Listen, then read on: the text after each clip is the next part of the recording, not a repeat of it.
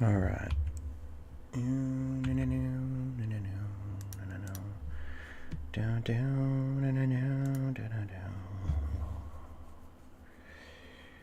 Let's bring up the Sony Vegas.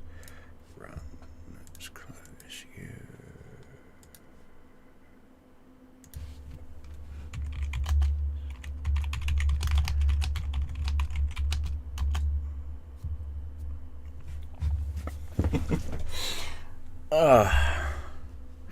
Right, let me just pull up my YouTube chat real quick.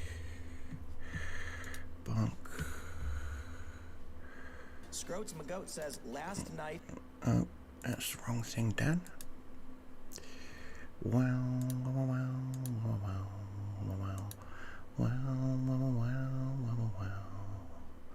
There we go.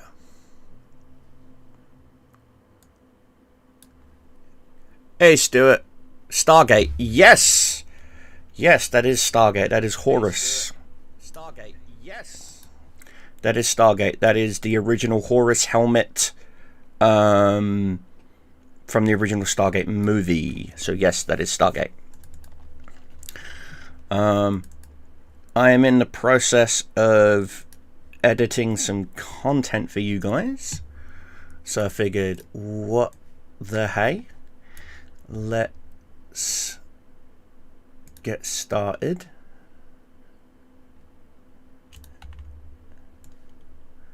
This is the new Coffee Time with Cobra.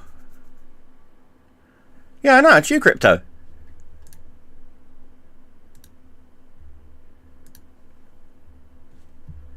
It is the Crypto Viper.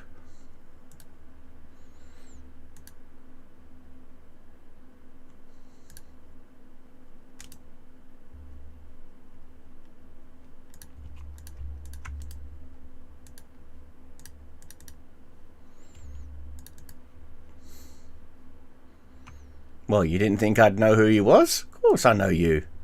It's you, Crypto. How you doing, brother? You good?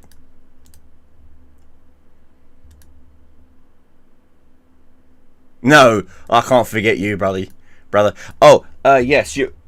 Warhammer passed on the message that you want me to go to town on your Colossus model for you. I have got it set up over there. Once I finish setting up the cameras and that, I'll be live streaming me painting it and whatnot, so you can see the progress on it and whatnot. So it's my way of saying thank you to you, dude, for donating during that charity stream. You're a brilliant Scotch-Irish name, dude. Doesn't matter, mate. Of course I know that name. Right, just gotta move a file real quick.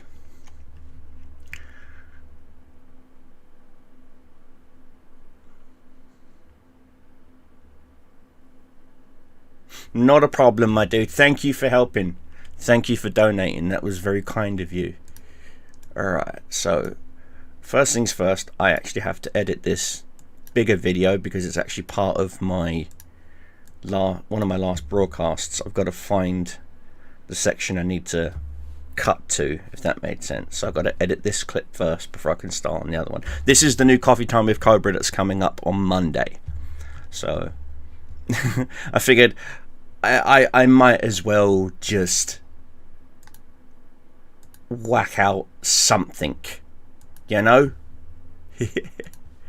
And so I figured, why not Spot on a target, like on a ship or an ATST. knows who find help. I'm having been homeless in my life. It's not cool, bro. It's not cool. So it chrome paints, and I will. There you go. This is actually me talking about your Colossus in one of my last streams. I will paint that up for him.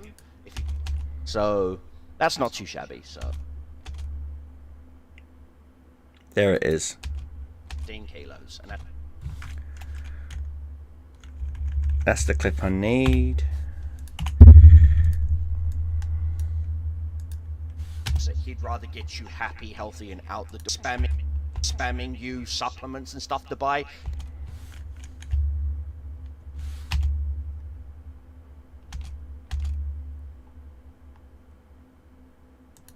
nutritionist and oh, thank you, brother. You know what? Thank you, man. I greatly appreciate that. You know, kind of thing. Thank you, brother. You know what? Thank you, man.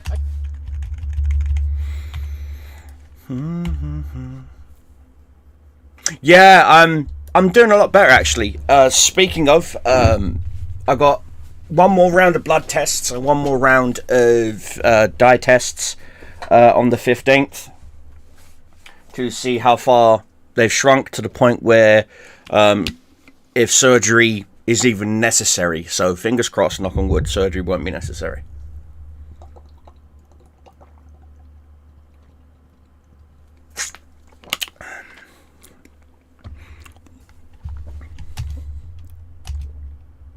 Into this, let me just say thank you. I really do greatly appreciate that, man.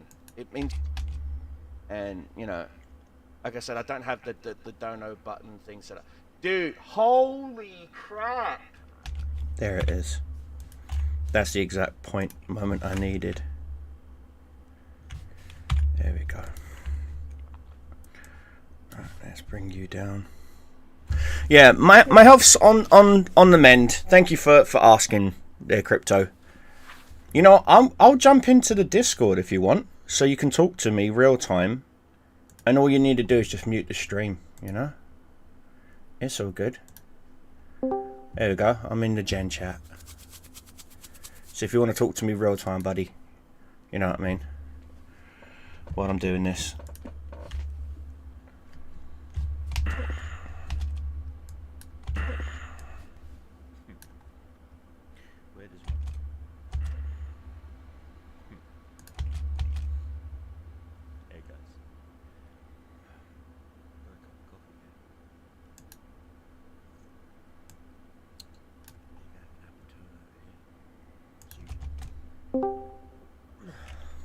Yeah, hello.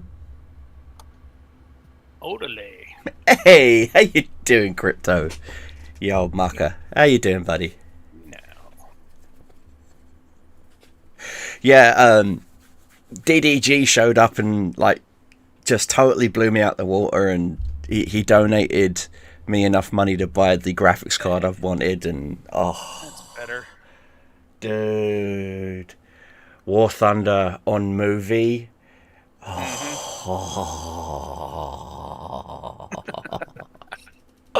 I finally got rid of my 1080 Ti I had.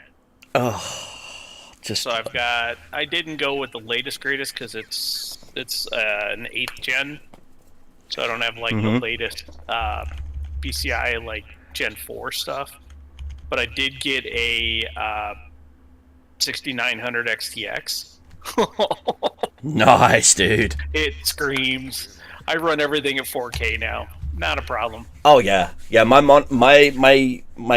gaming display, my center display, my Asus center display is 144 hertz, and it is Nice. crystal clear, and it's a curved monitor, and it's all the bells and whistles. It's the sort of monitor I would cream in my pants for when I lived in Utah. You know? Oh yeah. And now I've got, and believe it or not, I got it on Black Friday, on a Black Friday deal. And it was like, I think it was like 40-something% off. And then I looked, Nice. and Good and deal. and it used was even cheaper. Well, mine, I had, with my bad eyes, I ended up, my main monitor's now a 45-inch OLED 4K on the wall. Nice, brother. So, dude, when I'm running DCS in there, Oh, that's the one game I haven't tried with this card yet because I've got to re-download it. oh yeah, I mean, come on, I've got, I think I'm up to like 380 gigs for my DCS right now. Jesus, I've got to buy a new SSD at that point just for DCS. You know? Yeah, I've got 2 NVMe's plus a 4T spinner in my machine, and I'm running out of space. Oh, I will. By the way, today is DDG's birthday, so happy Cool. birthday to you, David. Many happy birthdays, many happy returns to you, my brother. You have no idea.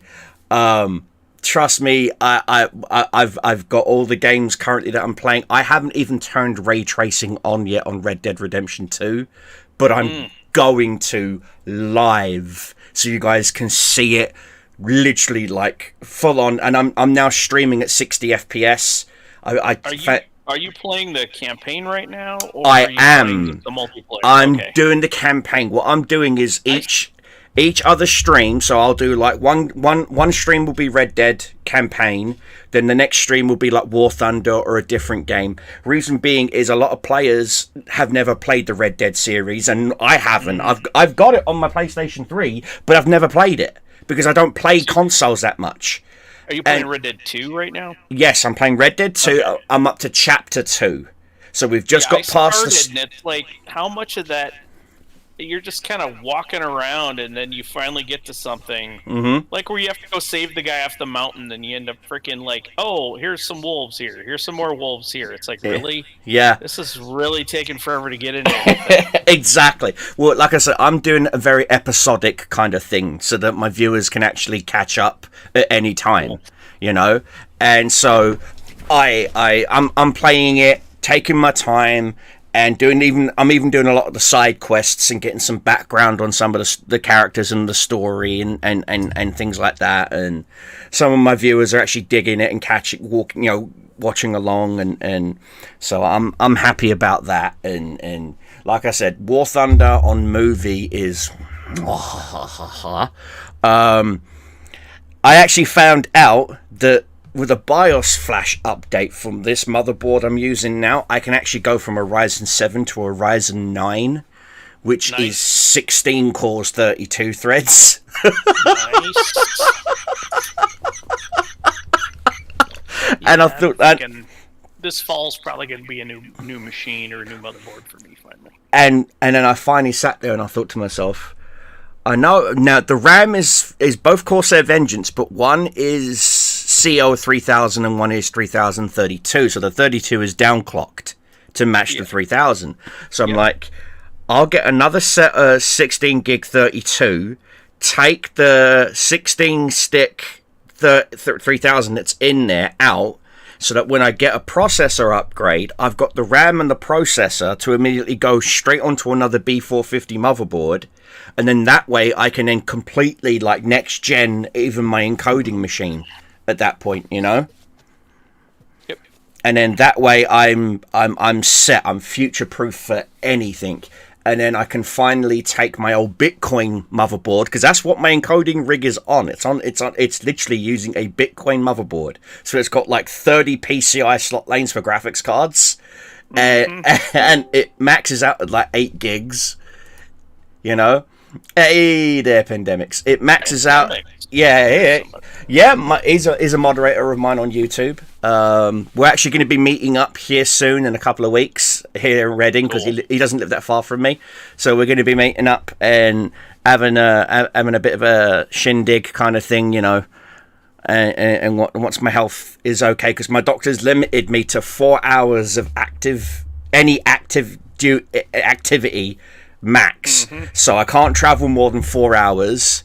I can't do anything so it's no point in me trying to get a job, because no one's going to hire me for 4 hours worth of work, you know. Yep. And even the doctor said, no, you're not working until your blood clots are under control, and a whole bunch of other things, and not including the freaking manic depression that I have as well. And yeah, it's a nasty long story.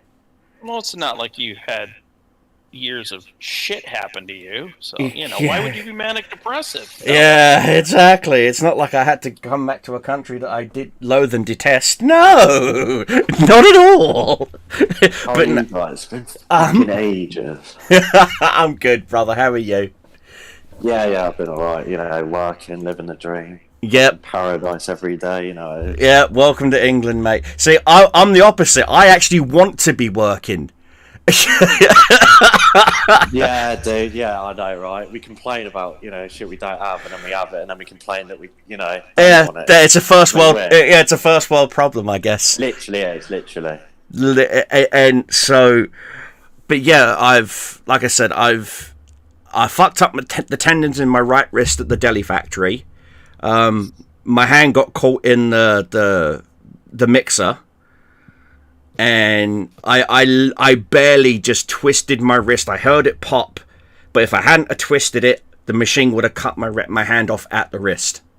Fuck. Yeah. Pardon my French, but fuck. Yeah, twisted it, heard the pop, carried on with the rest of my shift. This started at the beginning of my shift. Now, bear in mind, I was working 80 hours a week. That's 12 hours a day, 7 days a week. Yeah, that's intense. And I was hiding my broken wrist and ripped tendons from my foreman by masquerading the cast that I got on my wrist by painting it white, because my work uniform was white. And so I'm hiding this injury. My boss eventually realizes I'm flagging. I'm not keeping up with the rest of my guys. And he pulls me to the side and he's like, Dan, what's going on? And I literally, at that point, I knew I was fucked. I knew I'm caught. Just come clean. He might say, come back in a couple of weeks. You know what I mean? He might keep me on payroll kind of thing. So I rolled down my sleeve and I showed him my cast. And he was like, when the fuck did that happen? And I'm like, it happened 4 weeks ago. And he's like, you've been working with a fucked up wrist for 4 weeks. I was like, yep. And he was livid. Absolutely livid. And I'm like, I can guarantee you there's been no cross-contamination. I can guarantee. And he's like, I don't care about any of that. I care about your safety. You know, he was more mad at the fact that I didn't tell him and hid it rather than I should have told him. You know? And he goes, that's what we've got fucking insurance for. And I was like, I honestly thought you was going to fire me. And he goes, why would I fire you, dude? You're one of my best managers. And I was like, oh, okay, cool. And sometimes they fret, they like, what is it, you will hurt yourself and that. Yeah. They say, oh, you've got to take like 3 weeks off. They don't pay you. Even more so if your agency, which I was, the agency's the one that takes a chunk out of my paycheck, you know. I let me put it to you like this. In the space of 6 months of me working at this factory, this deli factory, I had accumulated £16,000 in pay, yeah, of which the agency took 20%. Yeah, that's just that's bullshit. Most of them should be able to take 10. They took 20%, and it got to the point where they were called. I knew the factory was hurting for workers because Brexit had just happened. So a lot of the foreign workers had to go back home because they were here on temporary work visas, etc., etc. And so I knew they were hurting, but the agency wasn't calling me. I ended up calling the factory directly, talking to Lee, my boss, and I'm like, Lee, do you need me for tonight? And he goes, yeah, I absolutely fucking do, Dan. I'm like, then you want to call the agency because they haven't called me all day. Now, bear in mind, I start my shift at 6 in the evening and get home. I punch out at 6 in the morning. Okay, it's now 5:30. I have to walk 5 miles from where I lived with my cousin to the pickup point to get the coach to the factory. Okay, and eventually they call me and it's like, can you work tonight, Danny? And I literally wanted to tell the bitch to go shove it up her ass, but honestly, I couldn't stand being around my cousin. So I was like, yeah, I can work tonight. I literally hustled, got my gear together, and I run 5 miles. And I got there. I got there, the coach is swinging around, picking people up. I get there, guy asks for my name, I give him my name, and he goes, your name's not here. I'm like, call the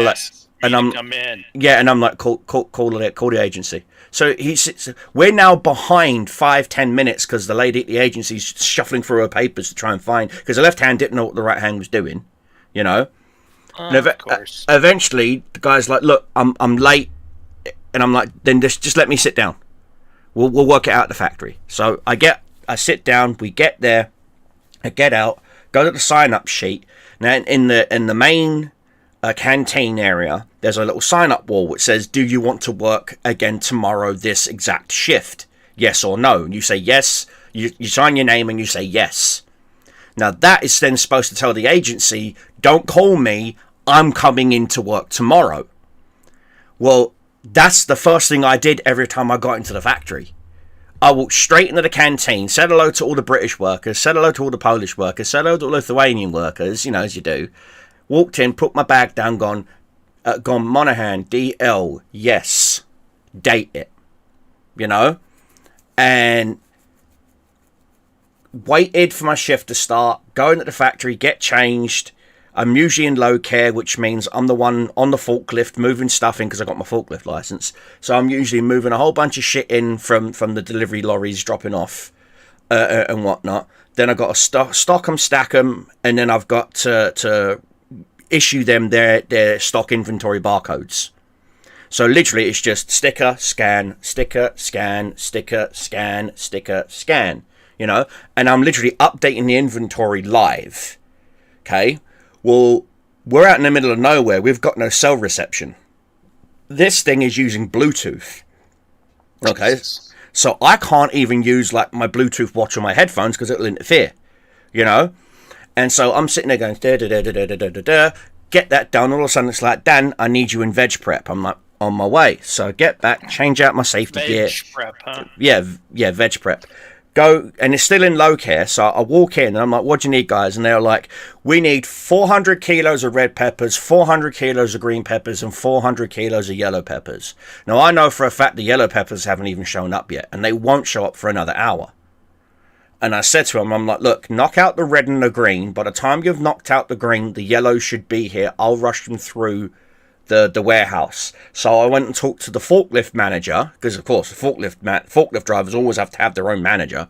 Said to him, look, the moment the yellow bell peppers come in, all right, can you please send them over to factory 3?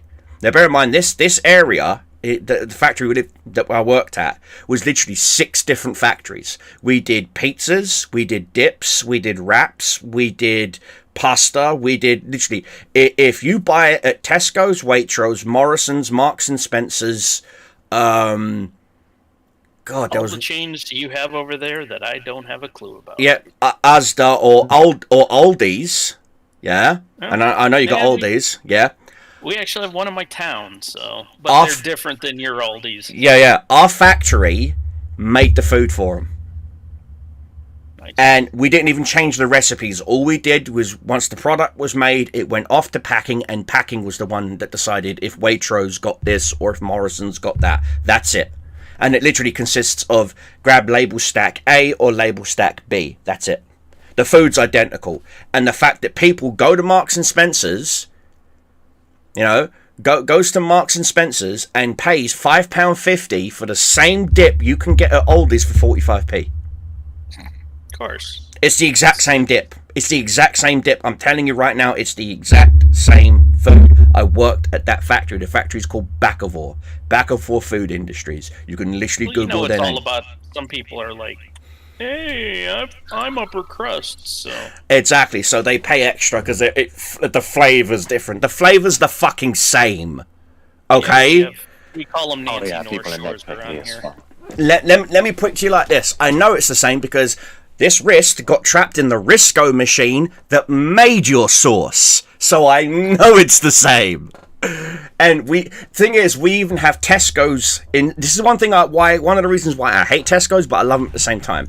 I hate people who work for Tesco's because they get the short end of the stick. My mum used to work for Tesco's. My 2 roommates work for Tesco's, and they always get fucked over by their bosses. But the one thing why I like Tesco's is Tesco's would come to the factory at random times in any part of the department because it was part of our contract, and they would test everything from the raw vegetables to the cooked pasta to everything. They would test it for allergens. They would test it for bacteria. They would go through the factory from corner to corner with a white glove to make sure that factory is clean and that the food they're selling you is 100% health and safety. And that's why I've got nothing but the deepest respects for Tesco's on that side, on the quality control side. On their sales side, they're a bunch of fucking cunts. Okay, and that's because if you go into any Tesco's here in the UK, you're going to see two prices for the same product. You're going to see a yellow sticker that says regular price, and then you're going to see a blue sticker that says Tesco's Club Card member price. Right? Now, do you realise that the Tesco's Club member price is the basic price that you're going to get if you bought that product at a Morrison's or a Safeways or an Aldi's or a Lidl's, no matter what? And yet the yellow price that says regular price is basically an idiot tax. Yep. Yeah, we have a chain here that, we'll put it this way, it's a grocery store that has carpeted floors. How stupid is that? Lions? You know. Nope. It's called Sendex here. Sendex. Okay, yeah, I know Sendex. We had a Sendex in Utah. They were called Albertsons in Utah. But yeah, Sendex is Albertsons. Yeah. It's like insanely expensive for the same exact product. Yeah, a loaf of bread is like loaf of it's like ridiculous. A loaf of bread was like $9.80 or something. Now bear in mind this is like in 2013.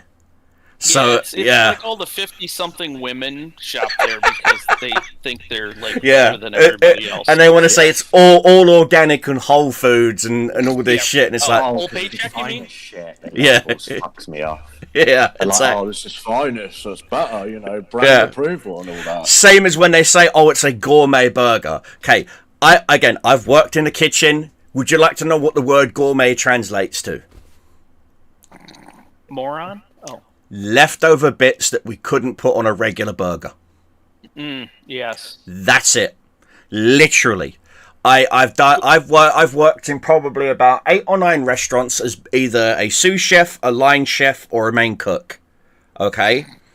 And I'm telling you, let me translate what the words gourmet actually means. If you go to a restaurant and they say, it's a gourmet steak with this, that, it means it's an arse-off cut of the steak that they couldn't add onto a proper T-bone, so they decided to cut it up into smaller cutlets and charge you double for it because you think it's a superior cut.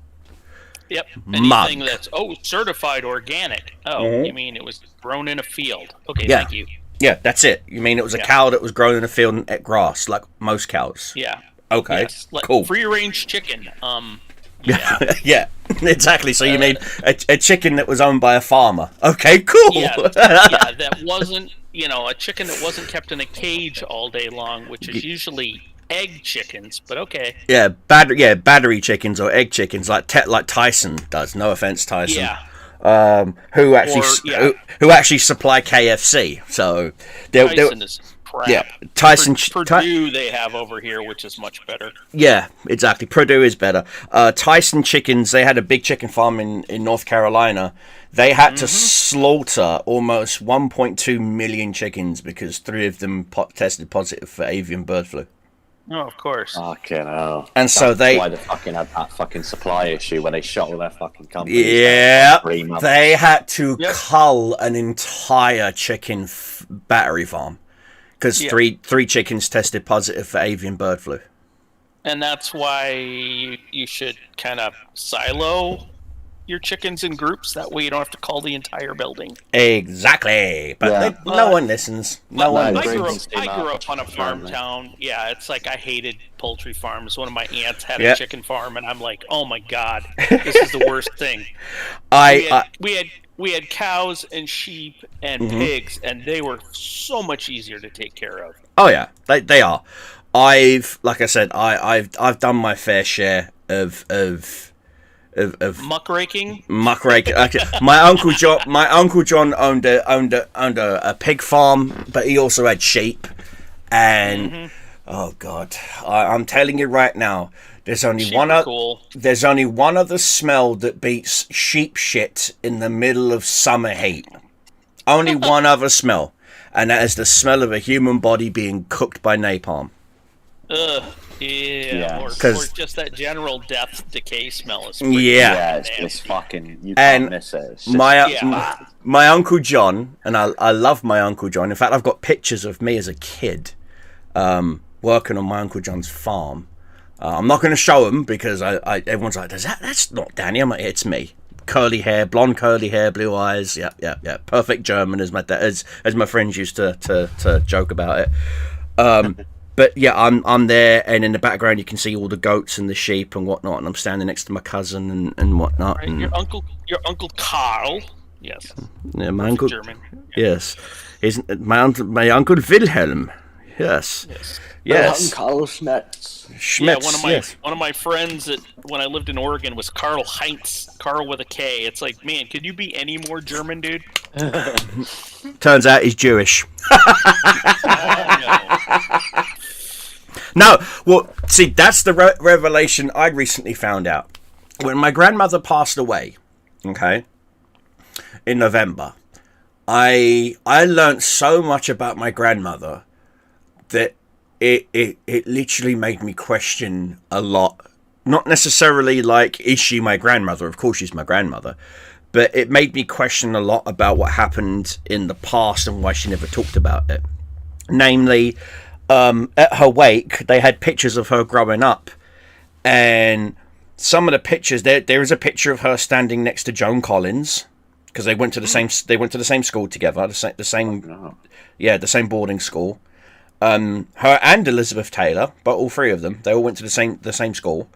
Wow. And it's pictures of all three of them together going out to a West End nightclub in the late 50s when the Krays were about and stuff like that, you know. And that's when you want to go, where'd the money go? Yeah, where'd the money go? but no, and then I saw a picture of her on her wedding day, and she's outside St. Giles's Church in Camberwell, where my Uncle John got married, and where my mum and dad got married. But the groom is cut out of the picture. My grandfather is cut out of the picture. I know what my grandfather looks like, but that's only because I've met him like maybe 2 or 3 times in my life until before he died. And my mum never talked about him. My uncles never talked about him, and my nan never talked about him. All I know is that he abandoned my mum about when my mum was 3 months old, and my mum was the youngest of her family. So my Uncle John, my Uncle Peter, and my mum never got to see their dad at all. Wow. And he upped and left her and started a new family on the other side of London. And he never paid my nan any child support or anything, so that's why my nan worked 3 jobs, is because she had 3 kids to feed. She had family to take care of. She had rent to pay, bills to pay, you know, stuff like that. That's where I get my work ethic from. It's where I get my hustle from. I get it from my nan. And I used to sit there listening to my nan, and my nan would tell me stories. And occasionally she would say, "Oh, Alfie." So I know his first name. His first name's Alfred. And my mum would look at me, and she'd be like, and she'd say to her own mother, she'd be like, "Don't ever mention his name in front of me again." You know? There was nothing but vile hatred for him. Right, complete betrayal. Yeah, and I was always told that he was French Canadian. That he had come over during his family come over during World War II. Bonjour, eh? And was French Canadian. But it turns out he wasn't French Canadian, he was Israeli Jew. Ooh. Oh, fucking hell. Yeah, he was Israeli Jew. His family barely escaped the Nazis. Managed to escape, come to England, and that's it. And I was like, holy crap. You know, and I did some research, and I found out some more information about Alfred and whatnot, and all this other stuff. And I literally started doing more research about it. And he's dead now. He died in like 2016. But during my research, you know, I found out that his family, only him, his mother, are the only survivors of his entire family. The rest of his family all died in the camps. And yeah, I was just like, wow, man. It's one of those, if just certain things hadn't have happened, I wouldn't be here, you know, because my mum wouldn't be here. Yeah. You know? And it makes you wonder and stuff like this. And that's when I started I do want to do this like genealogy thing where I can find out, because I know, and it's no disrespect to Jewish people, I know that Jewish people are susceptible to certain diseases, same as African people are susceptible to certain diseases. I just want to make sure that this might be the reason why I've fought off cancer now 3 times. You know, first time it was pectoral cancer, second time it was rectal colon cancer. And then Jesus the third, Christ, yeah, dude, you're falling apart at a young age. yeah. Tell me about it. And that's the thing. I want to know if it's environmental or genetic. You know, and if it's genetic, I can do a lot of the latter. Yeah, but I'd rather know. Does that make sense? I'd rather just know, and in that way I can actually tweak my diet or whatever. Like a friend of mine, she's celiac. She can't have any kind of gluten. If she has any gluten, she doubles up in agony and pain and everything else and whatnot. Yep. And when I went to Newcastle today to see this heart specialist, she lives in Newcastle, so I was staying with her, and she started making dinner, and I was eating it, and I was like, God, this tastes so different. And it tasted better, in my opinion. And I was like, I know. Yeah, no gluten. And I was like, no, this actually tastes better. And she goes, yeah, there's no gluten in it. And I was like, huh. So I started doing some research and stuff. And now I'm specifically, if there's a gluten-free version of whatever it is I'm buying, I will buy the gluten-free version, to the point where I'm eventually going to phase out all gluten from my diet. Yeah, and I noticed I was less bloaty, I was less gassy, I was less, I had more energy. I actually slept for more than 3 hours. My migraines weren't as strong, because I've got that clot in my head. It's putting pressure on my ocular nerve on my left eye. So I'm in a constant migraine. I'm literally in a constant migraine, to the point where I have to take sleeping tablets to get more than 3 hours of sleep. Yep. And I get you, dude. So yeah, I would rather stop taking tablet after tablet after tablet after tablet after tablet, and just find out what the fuck is wrong with me and fix it, not patch the cracks. If the foundations of the house is fucked, fix the foundations. You know. Plus, once these blood clots are out of my system, I'm going straight back to the gym. Because I've got a goal. I weigh 18 stone. I'm a heavy bastard for a man who's 6 foot tall. My average should be 14, so I'm literally four stone. You British people who weigh everything in stone. I mean, how many pebbles is that? You know? That's 200. That's 200. That's 237 pounds. Oh. Yeah, I'm literally 30. I'm 30 something pounds overweight, according to my body mass index, and I am carrying it in my stomach. I was gonna say, it's BMI sometimes is bullshit. Yeah, I'm carrying it mostly in my stomach. So I'm doing a lot. I'm doing a lot of. I want to do a lot of core exercise and a lot of core stretches. And eventually I want to turn it from fat to muscle mass. I don't want to bulk up like I'm Tyler 1 or I'm Incredible Hulk or anything. Yeah. I just want to slim. Like, I just want to. 5'11". I'm like 260, dude. But yeah, I've got the dad bod, but I'm still mass. I've got like 300 pounds. Lucky you. I've got army. I'm in my 50s. I've got army bod. It's like dad bod, only with arthritis. Oh yeah, I know that. My shoulders are fucked. Yeah, and so long story short, like I said, the clots in my lungs have shrunk to the point where my body's going to naturally absorb them. Nice. One of the clots in my heart had shifted, which caused me to have what I thought was another heart attack. So I went to the hospital, and the doctor's like, no, this is a good thing. Just lay there, relax. We'll help you. We'll help you calm down. They gave me a Xanax. So I'm just laying there in the bed going, I'm dying and I'm smiling and I don't care, kind of thing. And they said no, because it shifted, because it's shrinking. Your high blood pressure has just moved it. It will stick again to another part. They want me off my cholesterol meds and a whole bunch of other stuff, and They literally want me to change doctors as well, because my previous general GP, my general practitioner doctor, put me on painkillers and warfarin blood thinner. That was killing me. I was my kidneys were so fucked after taking them for 3 days. I was literally damn near pissing copper-colored water. Yeah, you're And I- leaching. You were and- leaching High dose metals out of your body. Yeah, That's mental. and I mean, it got They to the, get paid to do that. It's mad. and no word of a lie, I got up earlier because I went to lay down for a nap for a bit. I got up earlier, and I also suffer from what basically it's not narcolepsy because it's not like bonk, I'm out like a light, but I've passed out several times now. I've just blacked out and woke up on the floor. And it happened to me again earlier tonight, which is why I was going to go live at 6, but I didn't because I blacked out and my head barrel rolled into my metal radiator and has knocked it off the wall. Fucking hell, bro. I'm not even joking. My radiator is now dangling off my wall and is being held up by 2 cardboard boxes. And I can even prove it to you. Yeah, I'll turn the camera around. You can actually see it. There you go. See, if you look at the stream, you'll be able to see a radiator with a blue towel on it and 2 boxes underneath the pipes holding it up. Eventually.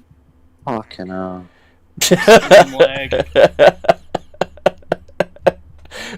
That is quite literally what happened to me earlier, about 6:30. Does that not worry you though? Like just because Jesus. it could happen at any time, right? It happened to me in the shower. I was in the shower. Jesus. I passed out and I woke up on the floor. And about 4.5 minutes had passed, and I had severe pain in my chest. It literally felt like there was like someone sitting on my chest, and I wasn't going to town on a woman, if you know what I mean. I really wish I was. I mean, thick thighs don't lie, you know. But I'm serious. It genuinely felt like there was about. You're on YouTube here, you know. That's why I said thick thighs don't lie. I'm not going into full detail here, but no, my point is, it genuinely felt like there was a lot of pressure on my chest. That's when I first went to the hospital, and I said to the nurse, I was like, "Look, I blacked out in the shower," and she was like, "What?" I goes, "I blacked out in the shower, and I woke up on the floor with my left elbow fucked, my right knee fucked, my right ankle fucked, my head fucked, because when I woke up, I had an egg-sized lump on the side of my head." You know, and Yeah, bounce your head off the yeah, the I was tub or something. Yeah. no, the glass panels. There's no bathtub. stall, In okay. Yeah, it's just a shower stall. And luckily for me, the door went with me. It came off the tracks and went with me. It didn't shatter. Otherwise, there would have been glass everywhere. And You probably would have bled out, being Yeah. knocked out if you were cut. I woke up and I was like, I gotta go to the hospital. And I called 999, our emergency number. There was a fucking queue. It was telling me I was 3rd in line for emergency services. Oh yeah, it's fucking terrible in this country at the moment. yeah. It's really bad. And eventually I got through and I'm like, can I please have an ambulance? And the lady said, where? And I gave her my postcode and she was like, in all honesty, sweetheart, you're close enough that it would be quicker for you just to walk to the hospital. Oh, Jesus. And I'm like, what? And she goes, it's about a 45-minute wait for an ambulance to even come out to see you. Fucking hell, man. And I'm like, okay, I guess I'm Yeah. walking then. So I put my shoes on and I'm on the phone to the lady and she's like, why don't you call a cab? And I'm like, I don't have the money. And she was like, oh, okay. And I didn't at the time. Because pandemics will tell you this. In England, we've gone under the wonderful idea of taking everyone's benefits, whether you're on army pension, whatever, unemployment, and put it under one banner called universal credit. It's our attempt at making everyone have a universal income. Okay, it's an absolute fucking that joke. basic universal Right. income. Yeah. And so I get paid on the 20th. This happened on the 2nd. I've got nothing to my name. I've got like 50p in my pocket. And I'm literally like 80 something pounds behind on my rent. I hadn't even paid my phone bill, you know, and I'm into the overdraft on my account. And so I'm limping to the hospital. Okay. I literally felt like the Hunchback of Notre Dame. I kept wanting to say, the bells, master. You know, I eventually get in there, but because I didn't come via ambulance, I'm not considered an actual emergency.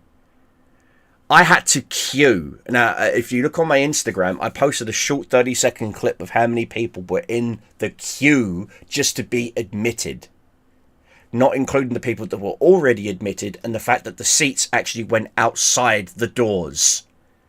Oh, yeah. Wow. Jesus. Yeah, went outside Oh, the doors. But you got that free health care. Yeah, it's a joke. Anyway, finally, like 15 minutes later, the lady looks at me and she goes, head injury? And I'm like, among other things. And she was like, okay, name, gave her my name, date of birth, gave her my date of birth. She goes, and then she's like, can you confirm your name? I'm like, I just gave you my name. And you want me to confirm you got a it. head injury. Yeah. No. She wanted me to confirm it to assume that it is me and that I haven't stolen this person's ID. I'm like, Jesus okay, Christ. confirm my name, confirm my address, confirm my GP, confirm everything. And then I said to her, and I'm like, okay. And I proceed to start telling her what's wrong. She goes, take a seat, we'll admit you in a minute. That was it. I'm like, okay. So I literally, I have a towel holding onto my head with some frozen peas, yeah? And I sit down like this for like maybe what feels like maybe, I don't know, 15 years. Turns out it was 7 hours. Yeah. Oh, mother of God, yeah. You know, yeah. Yeah, Well- I sat in an ER for 3 hours once with a broken arm. It's What- like, do you know how much pain I'm in right now? Yeah. And what's worse is my chest pain's getting worse and worse and worse and worse and worse. To the point where literally my eyes have gone bloodshot. And eventually they call me. I go to stand up. I take about 3 steps and I face plant. Nurse comes over. She starts shaking me. Okay. I come to and she was like, don't be so dramatic. What?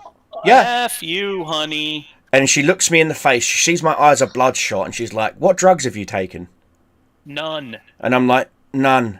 And she's like, okay, yeah, we'll see. Now, bear in mind, my smartwatch, okay, is beeping like crazy, telling me that my blood pressure is 177. Mm-hmm. You know? And I show it to her, and she goes, oh. And she sits down and she puts one of those stupid inflatable things on my arm, and she puts a stethoscope to my arm and whatnot. And it confirms that my blood pressure is tachycardic level 3, which means I'm literally about to have a heart attack. My heart is about to rip out of my chest and start doing kung fu to people, you know? I can't believe it took her that long to get the fucking light bulb. Like, And what the well, fuck? so I'm sitting there, she does that, and she goes, to what, to your knowledge, do you know how this happened? I'm like, I blacked out in the shower, woke up on the floor with chest pains. She goes, please describe the pain. I'm like, it's pain. Oh my How about I well, punch you there's in the dull face? pain versus the sharp pain versus the And I- throbbing pain. And I told her it feels like there's a lightning bolt going from the center of my chest to my shoulder. And my left arm, that ain't good. my left arm is going numb, and I am quite literally losing my fucking rag with you, woman. I'm very irritable. You know, my ankles hurt, my elbows hurt, my shoulders hurt, my head is hurt. You know, and they were like, "Oh, okay." So They chalked it up to me being high and getting Yeah. into a fight. Right. What the fuck? Yeah, and they That's were when like, you fucking sue for fucking now. defamation. Then afterwards, they put a little band on my arm that says my name, you know, in case I'm an idiot and don't know my own fucking name, and send me back out to the main room. No. Yeah. No. Hello. So I just pretty After much all that. almost coded yeah, on you. and so I stagger out, I sit down, and this lady sitting next to me who's having an asthma attack and has an oxygen tank on her face. She looks at me and she goes. She's like, she literally sounds like Darth Vader. It's like, are you okay? You know, kind of thing. and I'm like, no, apparently I'm having a heart attack. And she's like, then why the fuck aren't you back there? And I'm like, because the doctor, They're nurse, incompetent. person that saw me says I Like they should. want people to fucking die or something. Yeah, It's cheaper. yeah, it's cheaper for them, and it also means that they don't have to do work. That means they can go off and do TikToks down the fucking hallway. Yeah. And so, long story short, the doctor that saw me is getting to come off of her shift. Now, this is another 4 hours later. Okay? She's coming off of her shift and coming out as this other doctor's coming in. This other doctor's looked over, saw me, and he goes, "Come here, sir." So I stand up, I stagger over to her, and she goes, "Oh, yeah, he's just a druggie," and walks away. Oh my god. Now, and I looked at her and goes, "Excuse me, what is your name?" And she tells me her name. I'm like, 1, I'm not under the influence of any drug. 2, I have never done drugs in my life. The only drugs I've ever done are the ones that have been prescribed to me by idiot doctors like you. And 2, and then I finally showed her. Now, my watch has been data logging everything that's happening to me. I show it to the other doctor. He looks at me and goes, Get through that door right now, get through that door, Mr. Monaghan." I'm like, "Thank you." And he walks me, he looks at her and goes, "I will see you tomorrow." Go through. They immediately put me down on a bed, whack all these fucking stickers and shit on me. On you. Yep. Yeah. Oh, that And- ECG test and shit. And literally, the machine's doing this number like it's having a seizure itself, just going fucking nuts. And he's like, "Just try to calm down, Mr. Monaghan." I'm like, "Oh, I'm trying to calm down. It's just I'm having flashbacks of watching my father die of this exact same thing when I was 10."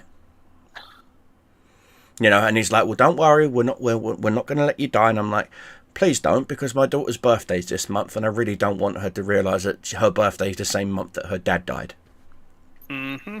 You know, and he was so cool. He was like, "Just concentrate and think about your daughter, okay, while I do some things." And he gave me a warfarin and something for the pain and a few other things, and my chest started to relax, my blood pressure came down and everything else, and the pain started to go away and whatnot. And he says, "Now just lay here, don't do a fucking thing, just lay here.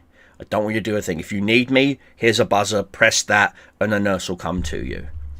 And I'm like, "Okay, thank you." So I'm laying there, and literally all I can think about is my daughter. All I can think about is Molly.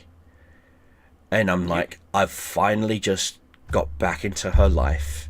It's her 21st birthday in literally less than a week. Damn. Yeah, Time flies. she's 21, and I bought her a car for her birthday. She loves me. Nice. I'm pissed broke, but I managed to find her me a whopping. Yes, it's that Cooper, by the way, Pandemics. Oh, fucking hell. Fair.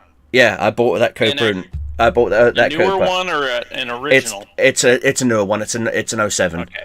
I bought. Really clean, though. Yeah, it's really clean. Into that. Really clean. She came down I to. drove one once. I like them. She came down to Reading. She got in it. Her and her boyfriend, and he drove her home because he's got the 4 license and whatnot. And he was like, "This car is No, seriously. He was like, "Do you want to trade?" And she's like, No. This is mine now. No, you know, because he's driving a Fiesta. He's driving a God. yeah, and so.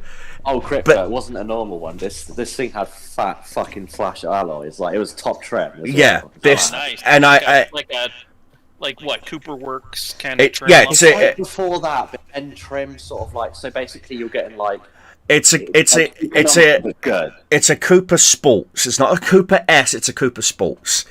So it's got mod, and the guy even turned around and said to me that it's got a Cooper S front clip on it because he likes the Cooper S body, but he doesn't like the Cooper S price tag. So I was like, fair enough. Yeah. And Right now. he literally said to me, "Guys, this is going to be a perfect car for your daughter and he even got in the passenger seat and she drove it around a little bit. She brake checked, shift gears, this, that, and she looks at me and goes, "Dad, how hard would it be to turn this from a manual to automatic?" I'm like, "Wouldn't be that hard at all, darling. I'd have to drop the engine and gearbox out and swap out the gearbox." Yeah, exactly. It's a BMW tranny, so anything. I was kind of surprised where you said she was shifting it around. I'm like, wait, can kids still drive sticks over there? She can. It's just now this is the head scratcher moment. Okay, I'm gonna let this sink in for you people. Okay, how many of you here love supercars, Ferraris, Lamborghinis, things like that? Yep. Okay. Yep. Do you realize, okay, Yeah. that They've all gone automatics. not only that, but they actually charge you an extra 20,000 on top of sticker to make it an automatic. Now, do you also realise that there is no manual EV vehicle? Nope. No. All EV vehicles are automatic and cannot be manual. You can switch it to a manual mode temporarily, but once the battery... All the EVs over here Yeah, it's just mimicking Well, they don't even do that. It's just power. Go. And now this is the thing. Once the battery goes below a certain efficiency point, it will turn the manual mode off and won't let you turn it back on. Oh, it depends on the car. A buddy of mine has a Model 3 Performance. Tesla. Fucking 3.1 to 60, yeah. Yep. Screaming. But the point is, that means that means here in the UK, if you want to get a driver's license, there's one or two licenses you can get: stick or automatic. Stick will cover you for automatics, but automatics won't cover you for stick.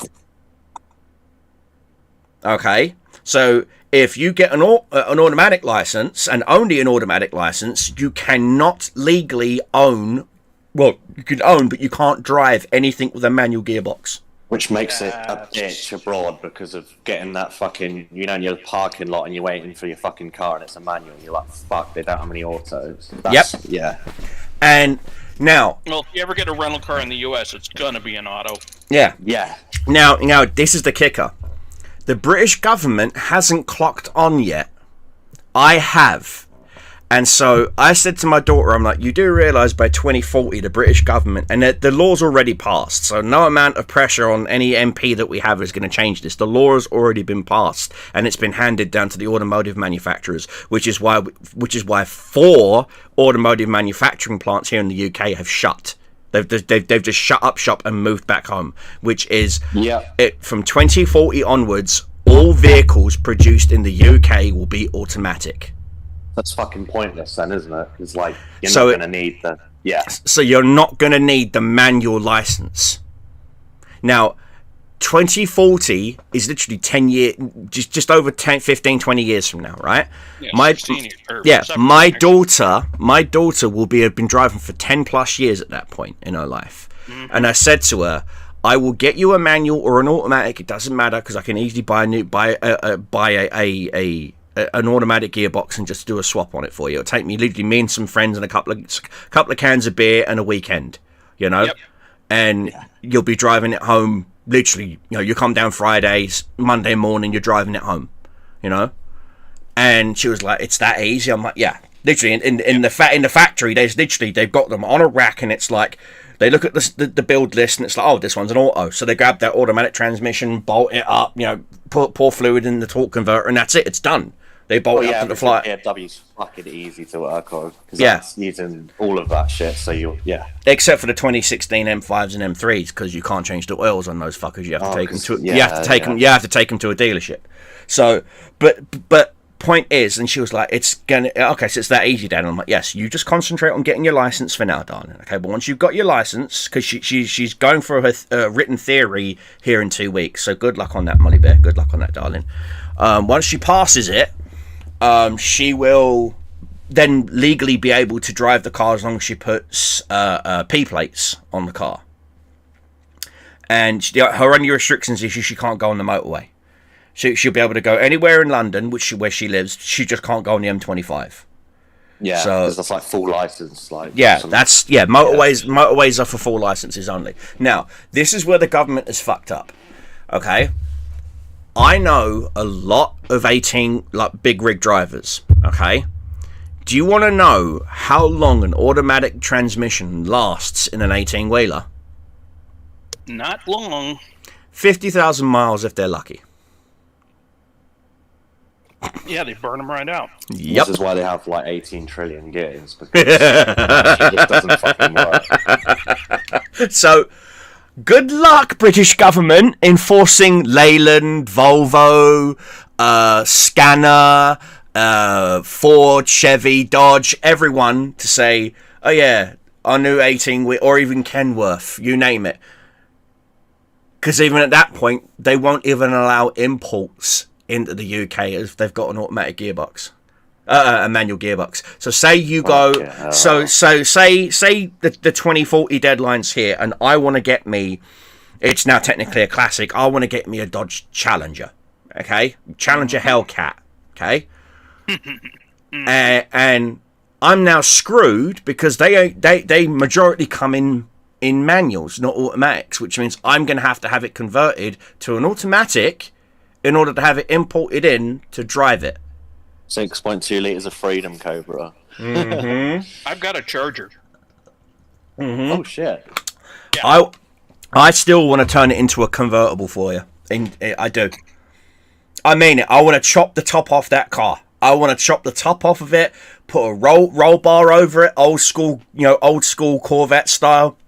And I don't know how it would look.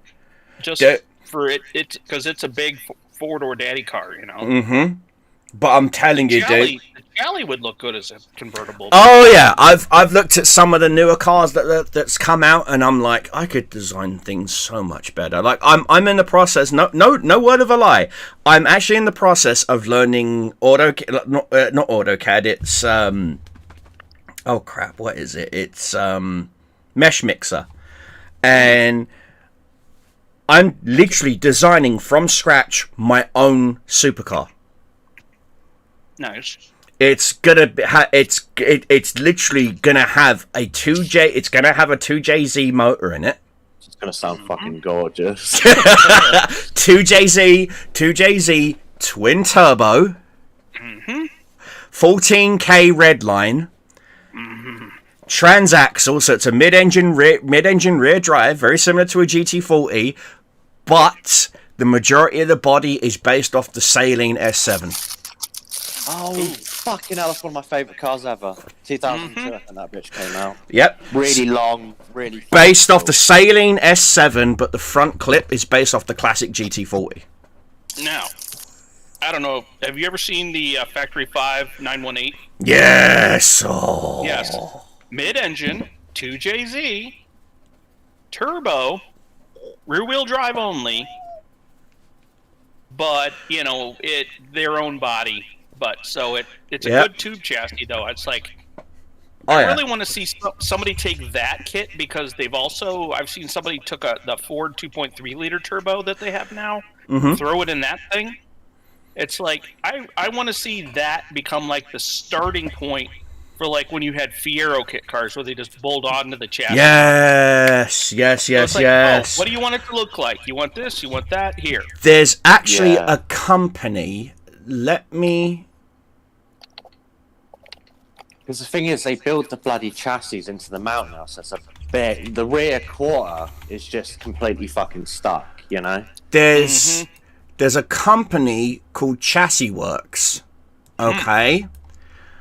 They do everything American. So think Mustang. They do Ford, Chevy, Dodge, you name it. They do pickups. That if you want a custom fit tube chassis for any vehicle, you just give them the dimensions and they go to town.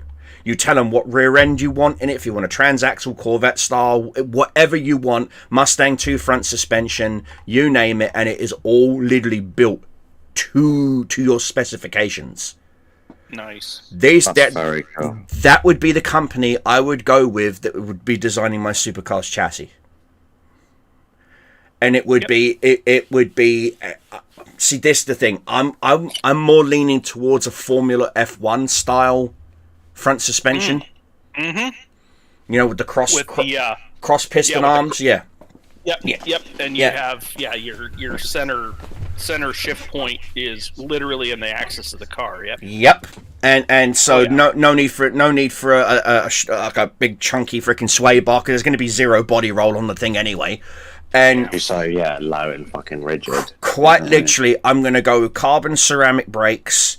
Literally, this thing is going to just scream fucking speed. And I'm designing it because I don't like European supercars. I'm not a fan of Lamborghinis. I'm not a fan of Ferraris. I'm not a fan of Monzas or freaking. They've all got Italian ethic. They everyone is copying. Well, of course. see, Lamborghini came around because the original designer of the Lamborghini worked for Ferrari. Yep.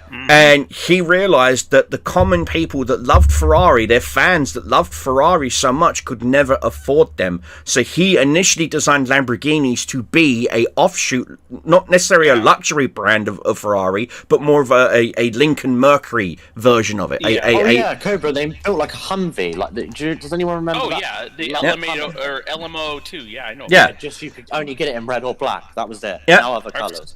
I've seen a white one. You Oh, can- really? Factory.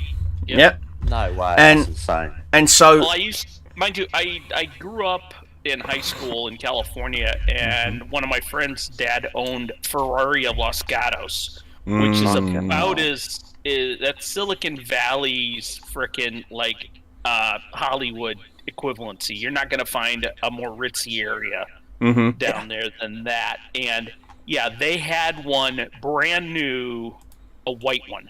And I'm like, okay, this thing is cool. Freaking that Lambo 12 in there. Oh man. It's like you get in and rev that, so you got just that whole Lamborghini. Freaking like it was the Countach motor at the time. It's like so that thing just like what's like whoa.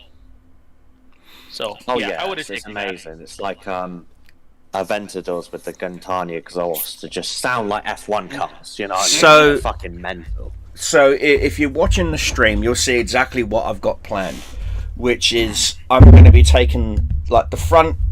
I'm not exactly doing it one for one because I don't want Ford to get mad at me, but I'm taking styling and aero cues from the GT40 because the front nose of a GT40 is quite aerodynamic compared to its competitors at that time. And then I'm taking the Saleen S7 style body and yeah, pretty much so from the back of the front wheel arch backwards is all Saleen S7. See, I just think the Saleen, like even the overhang at the back, is one of the only supercars that actually has an overhang at the back, and I think it really fucking works. See, Yeah, I love the S7. they got the overhang from the back, believe it or not, from the XJ220. Yes, you're right. If you look Exactly at the first. if you look at the XJ220, okay. Now, bear in mind, I've actually owned an XJ220. I owned it for the about. loudest car I've ever had. Okay, I- that is the XJ220. I owned one for a whopping 15-20 minutes until a guy wanted it so bad that he offered me double what I paid for it. So Sold. yeah, and I was like, sold you fool. And what most people don't realize is the interior of the XJ220 is basically everything you'll get off a Ford Sierra. Oh yeah, they grab bits. So if you want to make your own, Sierra Cosworth wasn't yeah, yep. That So interior, so if you want to make your own XJ220, which you can get carbon fiber bodies of, you can get there is carbon fiber bodies of the XJ220 out there, and you want to make the interior, just find yourself a guy who's got some Cosworth spare parts, and you're laughing. Guys, all I've got to say is you look at the tail lights; they look like they're for Ford Transit because they literally grabbed parts from every motherfucker. Of course, Yep. That's like fucking like DeLorean did. Yep. Yeah, literally. And see now this from this from that, I also I'm gonna say this. People are gonna hate me for it, but if I ever got my hands on a DeLorean, most people won't like me, and I don't care because You'd I paint would. it. No. Not only would I paint it, I would do something to honor one of my all-time automotive heroes, who ironically died in the state that I used to live in. Ken Block. Oh man, yeah, I heard about that. Ken Block died on a skiing Stupid. in Utah, of all places. Fucking Utah. Guess what? Formula One race car driver got hurt skiing. Where? Utah. And Utah, it's cursed. Yeah, Utah's It's Utah's weird, cursed. So, long story short, I would literally Jim Carner a DeLorean and turn it into a drift car. Can you imagine how fucking sick that would be, though? I mean it. I would that. literally, I would put, and I hate to do this to it, but I would put an LS in it because you need the RPMs. I'd put an LS in it, and I wouldn't turbo it. I would supercharge it. Oh yeah, get the screams all round. Yeah, and I would reinforce. I would reinforce the rear transaxle because you'd have to, otherwise it would just fall apart. And I mean, literally, it would just fall apart. Oh, dude, heaven. All right, I'm going to pervert that in a bit. Oh, my God, thank you for that, Crypto.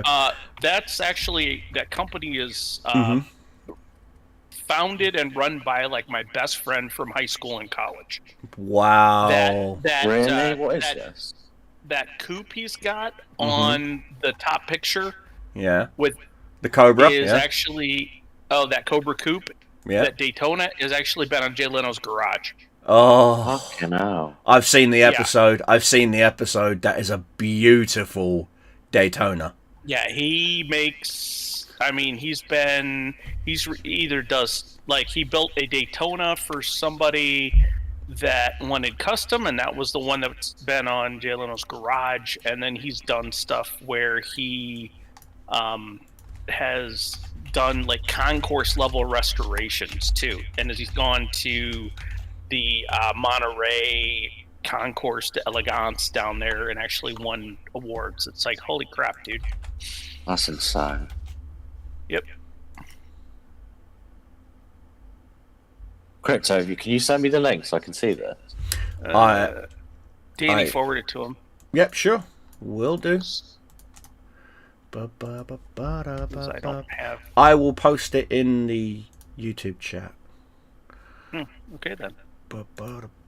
Right, so is anyone familiar with the Holden Commodore Utes? Yes. You know, like the truck-looking ones? Yep. Yes. So Hoonigan took the whole thing, stripped it out completely, even to the point where the rear, like, you know, that, like, the floor was removed. Yeah. Put in all, like, the air kit and stuff, and made it one of the best drift cars. I think it won, like, drift awards and all this shit. It's fucking mental. I'll have to send it to you guys. Formula Drift, yeah, that's right. Yep. Yeah, I've watched the Hoonigan channel. Like I said, I would do it. I would take a DeLorean, and I quite literally would. Cobra, that'll become definitely fucking I don't know why his website is. He hasn't updated his website, but he's done all kinds of stuff on, like, Twitter and Facebook lately. So I'm not. I would take a DMC DeLorean. I don't care how bad it is, because I'm literally going to be doing so much shit to it. It's not even insane. And I would externally, yes, I would have to put some flares on it and stuff for the better wheel clearances for when I'm drifting. I'd have to replace the front suspension with Mustang 2. Just again for the steering arc, so I can get that thing sideways. Beef up the rear transaxle with one from a GT40, because the stock transaxle would just literally grenade itself. You need the IRS version of the Ford 9-inch then. Yeah, and I'd get that from a Ford Explorer. No, Expedition. Sorry, Ford Expedition. Yeah. Yep. Because we know about them cars over at the Escort. Look at that I just posted. That was one of his cars. You posted it in the Discord, right? Yeah. Oh, in the Discord. Okay, I'm like freaking popping back and forth. Yep. That's a Escort. That is an Escort Mark 1. Yeah. That is a South African GS 12,000 Escort Mark 1. I know that because I saw the original Gymkhana video where it explains the entire car. They found it in South Africa, they had it shipped to America, and most of the body panels are all from England. Jesus. Wow. Oh yeah, they were everywhere. When them motherfuckers came out, that was the car. You like the Selena 7. Yeah. I go a little older school than that. I like the Vector. Oh, lovely car. You know, lovely car. They had one of those in Ferrari Los Gatos once. It was used, but it was still like, oh my god. But no, that's what I would do. I would quad turbo V8. I would turn the DeLorean into a drift car. I would literally turn it into a drift car. Yep.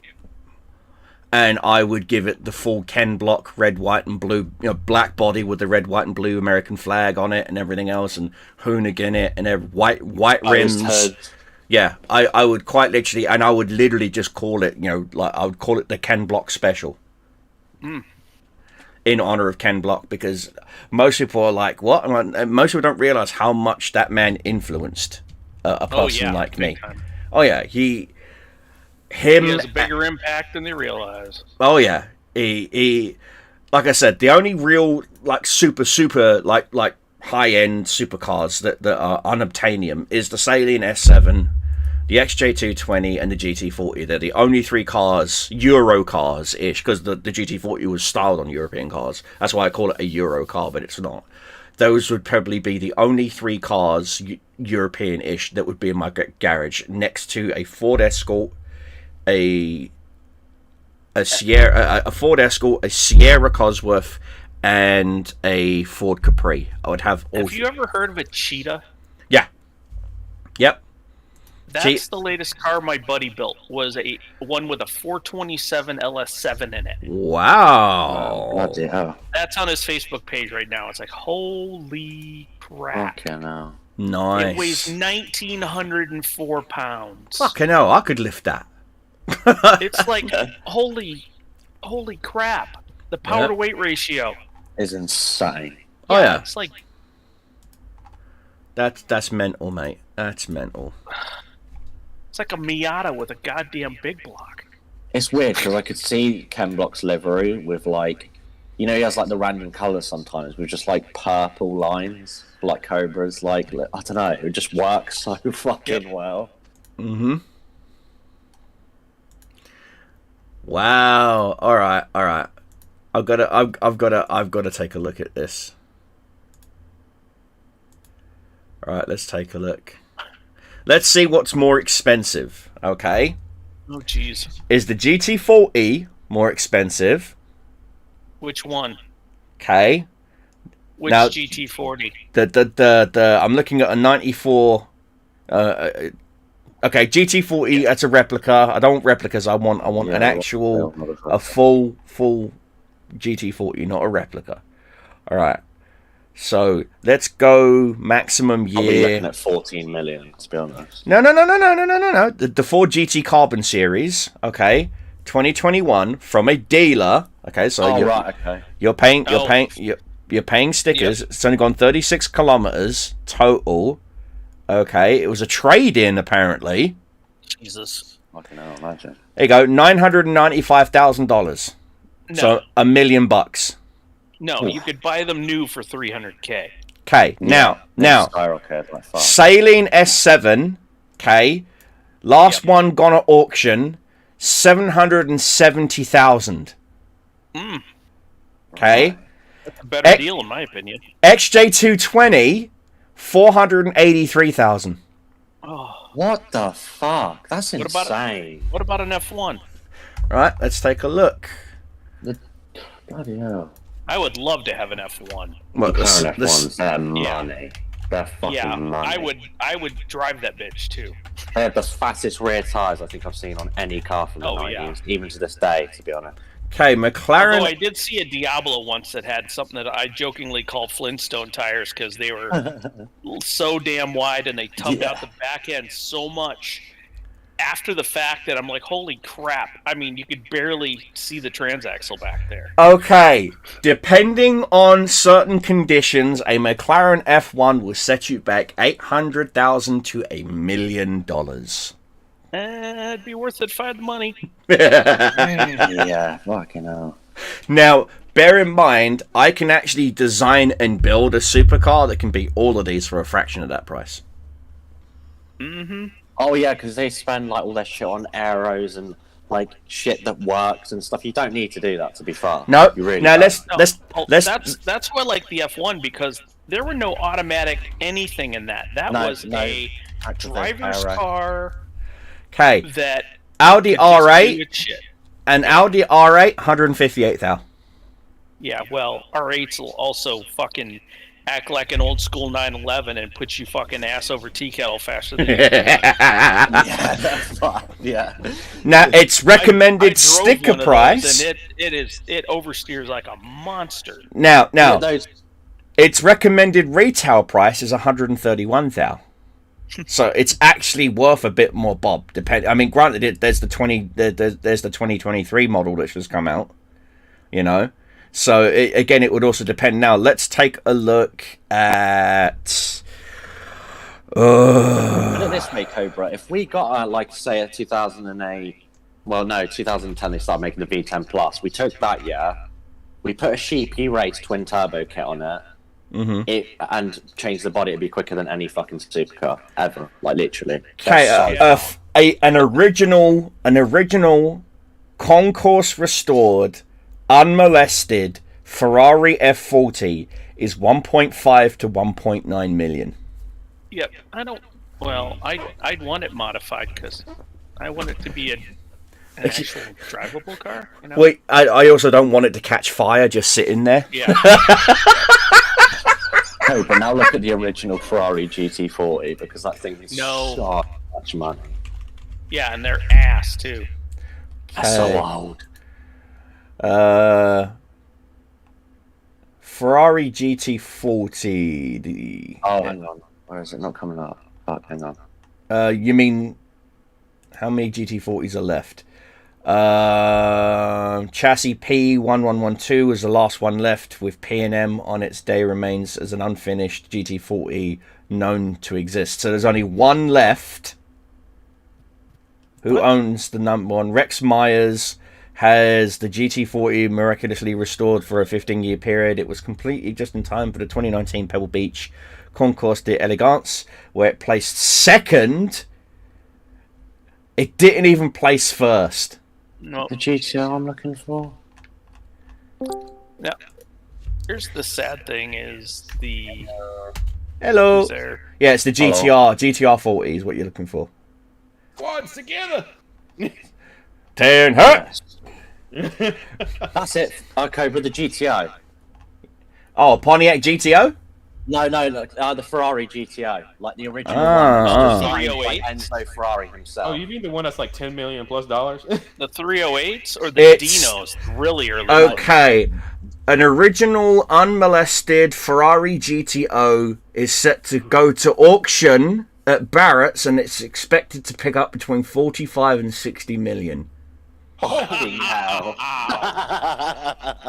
You can either buy your own plane. One was recently sold at Sotheby's for 48.4 million. Jesus. And guess where it's going? A museum. Dubai. Yeah, No, of fucking course. cool, that. Of course it's going to Dubai. Which means it's going to die out in the desert because the car Yeah, was where never they all designed do. for it. Yep. Now, let's see. Here we go. I'll show you my favorite. Now, the reason why I love this fucking car, okay, is because it has such a shit fucking reputation here in the UK for being a crumple car, which means you get rear-ended your cars. It's no, Ford Caprice. Oh. What, Now, Yeah, that motherfucker. What year? I love Capri. Now there's one specific kind of Capri that I absolutely love more than the most. Okay, and that's the Ford Capri Laser. Okay, you'll see why. You'll see why I like the Laser over other Capris. Okay, take a look at that fucking grille right there on the stream. Oh yeah. That is an 87 fuck? full beautiful 87 Ford Capri 2.0. So it's got a 2-litre motor in it, right? Now, do you realise that the 87 Ford 2-litre motor is the exact same size as a Dodge Viper's motor? Oh, really?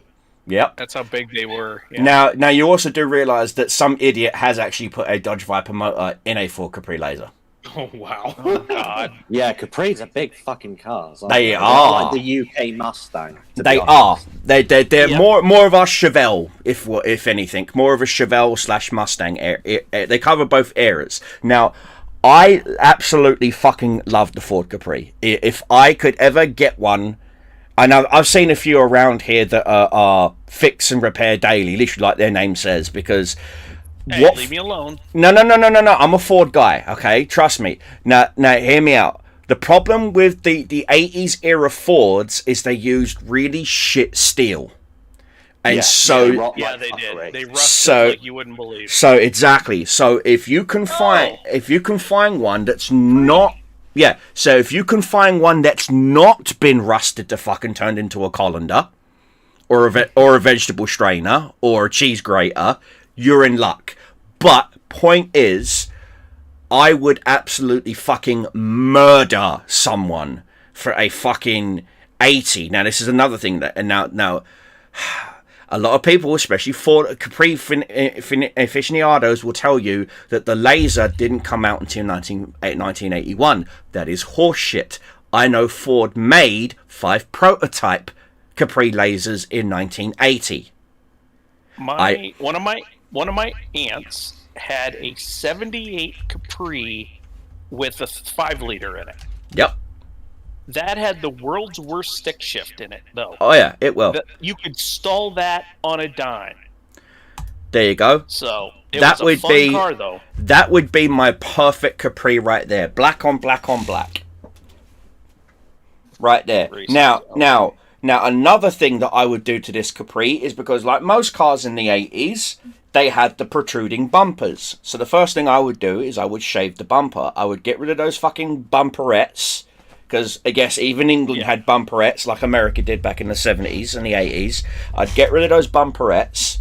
I would shave in that bumper, tuck it in. I would get rid of that horrible fucking rubber side trim that was supposed to stop your doors from getting dented, which was horse shit because they never stopped your car from getting dented. No, that's why I got rid of them. No new cars ever. Shit. Get rid of them, and I would also get a block out for the sunroof, because that was the first year English cars got sunroofs that basically were worth any shit. Anyway, They leak like crap. they do. So I would make the fucking the ceiling lower because they have to fit all this bollocks in it as well. So I would get rid of that. I would do a block off plate. I'd weld it up and turn it into a full top. And now this is another thing I would do that a lot of people wouldn't, that most people don't like. And it's it's a very typical British thing. What England did to the poor fucking Capris was they still gave them 4 lugs. Ugh. Even with a V8, they still gave them 4 lugs. I would do a 5 lug. I would do a 5 lug conversion all round. I would also give it independent rear suspension. I would whack in a fucking decent 9-inch with a good 410 rear gear. You put Coyote in that, like the brand new Mustang engine code. Oh my god, yeah, with the 460 horsepower, yeah. Yes and no. Yes and no. Now hear me out. The reason why I wouldn't is because the variable valve cam phaser has an issue of locking up, and once it locks up, it will fuck up one of your cylinder banks. Now Ford does not know why it happens. It just happens, and it happens at random. So they've seen it happen on cars that have less than 16,000 miles. They've seen it happen to some of their test engines that have got 50,000 miles. You're fucking right, because the GT500, Shelby refused to put in the Coyote, so they made the 5.2 Voodoo, because they would not use that block. They would not use it. It's because the variable valve cam phaser keeps jamming, and Ford is still trying to track down why it keeps jamming. They've got phaser blockout kits for you now, so you can get rid of the variable valve timing, and you have to do all your timing on a laptop. But that kills that robs you of at least 100 horsepower. But the point is, I would rather have a motor. Yeah, I would rather have a motor that's actually running rather than be stuck on the side of the highway. And so, like I said, once Ford irons out all those issues, then yeah. But until then, I'm going with the John Cossey. I'd go with a John Cossey Ford 460 block with his SR71 or his P51 heads, which means we're going with the full Cossey engine package, and that means I've got to then take it over to, oh god, what is that engine builder? Oh god, fuck. Hopefully that's all aluminum with a 460 block. It is. It's John Cossey is he's the premier Ford engine builder. Over there? No, over in America. Oh. Okay. yeah, I never know about that because I can't afford that kind of money. Guys, There you go. John Cozzy Engines. Here he is. John Cozzy. Okay. I don't think that's him. No, it's a different John Cozzy. But anyway, John Cozzy is one of the premier. No. That's definitely not him. He's driving a Plymouth, for fuck's sake. wrong motor. Yeah, wrong. Yeah. There you go. Yeah, Cozzy the Engines. There it is. With a C. Yeah. Here you go. This is a Cozzy engine. Okay. Look at that. That is a 460 right Oh, there. he looks like he's machined that from the block up. Like he's redone that shit. That looks. He really has. fucking well done. He's completely redesigned. It's based on the 351 460 block. So Yep.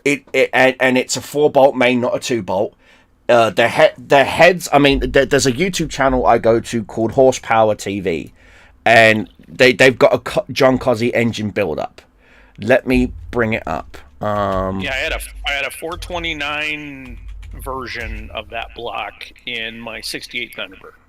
Guys, Okay. I loved that. I'm gonna place my favorite car real quick. It's the '96 Impala SS. It's one of my all-time favorites. I don't know what it is. It's the only one that's like hench as fuck. I just posted it, by the way. Nice. Since there was like 4, I fell in love with it.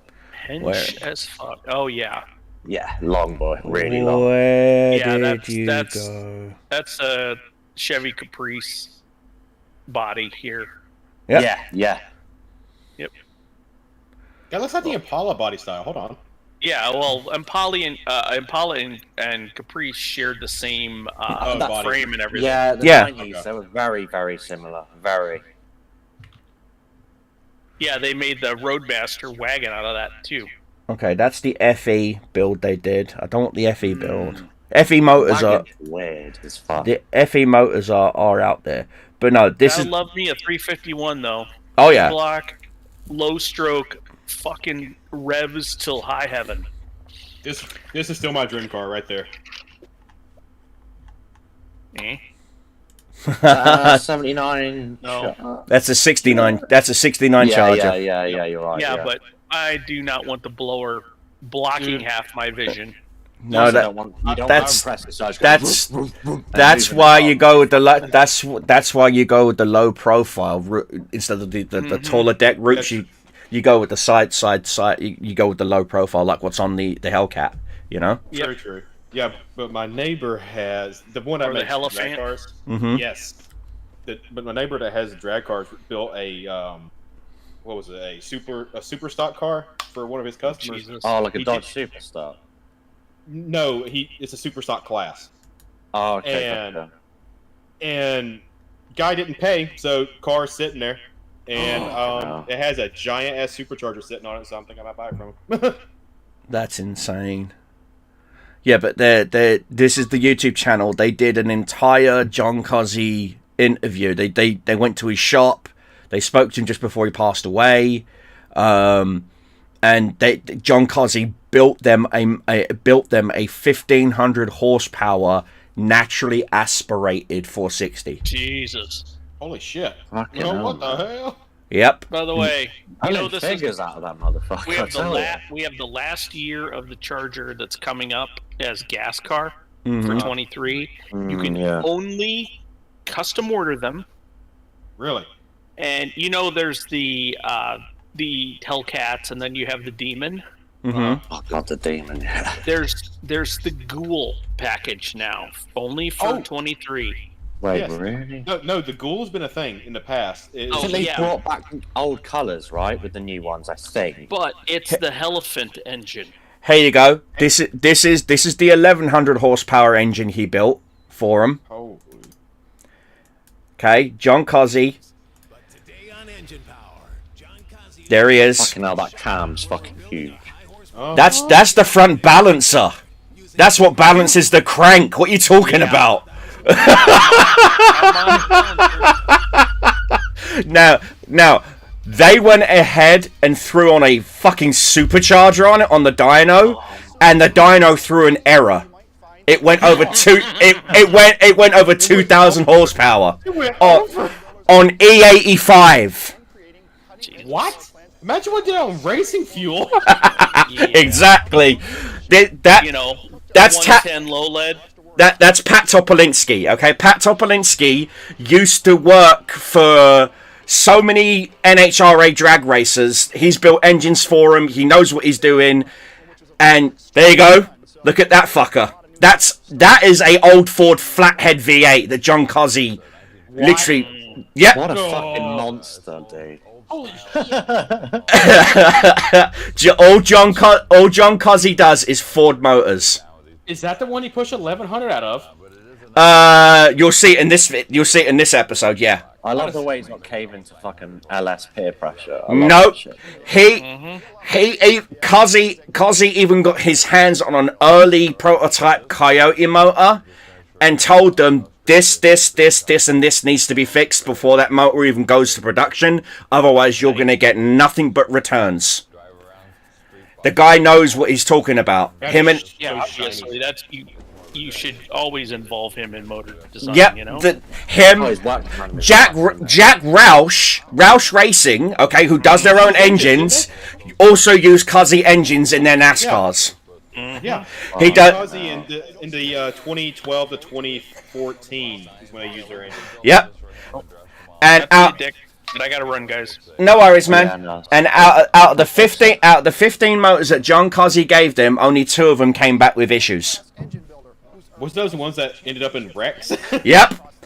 Every other motor he made for those NASCAR teams were bulletproof and didn't even crack or anything. Look, the guy is in his 60s and 70s and he's using, literally, he's hands-on with motors. He's not one of these, once his name's out there, he doesn't touch another motor the rest of his life. He's exactly. He was constantly tweaking and designing and all up to the day he died. He's literally one of my automotive history heroes, John Cozzi. So yes, I would definitely put a Cozzi motor in that Capri. I think it would be like, stupid not to, because they're fucking sick. Yep. He names all of his motors after famous fighter planes. So the SR-71, the P-51, you know what I mean? And his dad used to work on P-51 Mustangs in the war. So he took what he learnt from aeromotive engines and applied it to regular engines. Yeah, this family lives and breathes engines. Oh yeah, trust me. I've seen people try to sell Cozzi cylinder heads here in the UK for 20 grand a pop, and they're worth it. Fucking hell. Yep. You're getting no machined Chinese fucking. No, shit everything. now, though. Everything you see, literally, if money was no object, I would even have John Cozzi's shop take a GT40 motor and say to him, fix it. I want my GT40 engine. I want my GT40 and it's gear rack. I want them to go through the entire car, Cozzi out, John Cozzi out, everything wrong with the motor, everything else. So I know that motor is bulletproof, and I'm rocking not just 600 horsepower, not just 900 horsepower. I'll be rocking 1500 reliable horsepower at literally just the tap of my foot. Who would be going head to head with fucking John Hennessy? He fucking would. Yeah. Oh yeah. He does speed. Like I said, I would love to work for that company, and I mean it. I would love to work for this company, and they're based out in Tennessee. They're based in Tennessee, really? Yep. I thought they were down further. I thought they Nope. were like in Texas or something. Nope, Oh, I'm they're thinking- based. I'm thinking of Texas Speedway. No, they're Yeah, based. you would in, have thought Houston, wouldn't you? Really? no, Something like that. they're Mad, based. mad. They're based in Tennessee. They've even got a shop out in Nashville as well. Oh yeah. But John Cozzi, loved the state of Tennessee. You know. There you go. I couldn't live next to that shit. It'd be an addiction. I'd lose too much fucking money. Oh yeah. Cars. Gambling, taking my money. It'd be fucking tough. Holy shit. Cars are not just a passion of mine. They are my weakness. I'm not even lying. It is a weakness of mine. Hey, Sam. So it'll be 598 cubic inches. Okay, very good. Now I see we've already GTO, the Galio Phase 4. Yeah, it's a good car. something like this. What do you like to see for bearing pressure? On a motor, it's gonna But be John Cozzi, literally, if you want your Ford to not only smash a Chevy and a Dodge or even a Lamborghini or a Ferrari, you want John Cozzi's engines in between your frame rails. End of. Yeah, because dude, I'm not gonna lie, I'm sick of people like I know people in Houston love doing it. They literally get an LS, right? They get it rebuilt motor and all this. They put an F1X Pro charger. Oh, I've got 1,400 horsepower, and then they try fuck Fords all the time. But this guy knows what he's doing. He can make a Ford doing that without getting that block, you know? Oh yeah. Yeah. This is what I'm saying to you, and this guy, I have nothing but deepest respects for the Cozzi family, for this. I mean, like I said, not paid sponsorship or anything, but the point I'm trying to make is, if I ever had the finances, the means, or whatever, I would hit up John Cozzi and tell them my project is this. I need this, and this, you know, and have them build me a crate motor and put it in between the frame rails. Hell, you know what? I would even look at them to see if they could do it for that DeLorean project. Oh God, DeLorean. Oh God. Oh. Yes. No, DeLoreans that are built right are great. I've got an idea of turning a DeLorean into a Ken Block, a homage of turning it into a drift car. Yeah, did you see that Ken Block's Ford was it the Fiesta sold? Yeah. I know his family are never selling the Hoonicorn. Oh no way. No. What I heard his They daughter make is actually. fuckloads of that.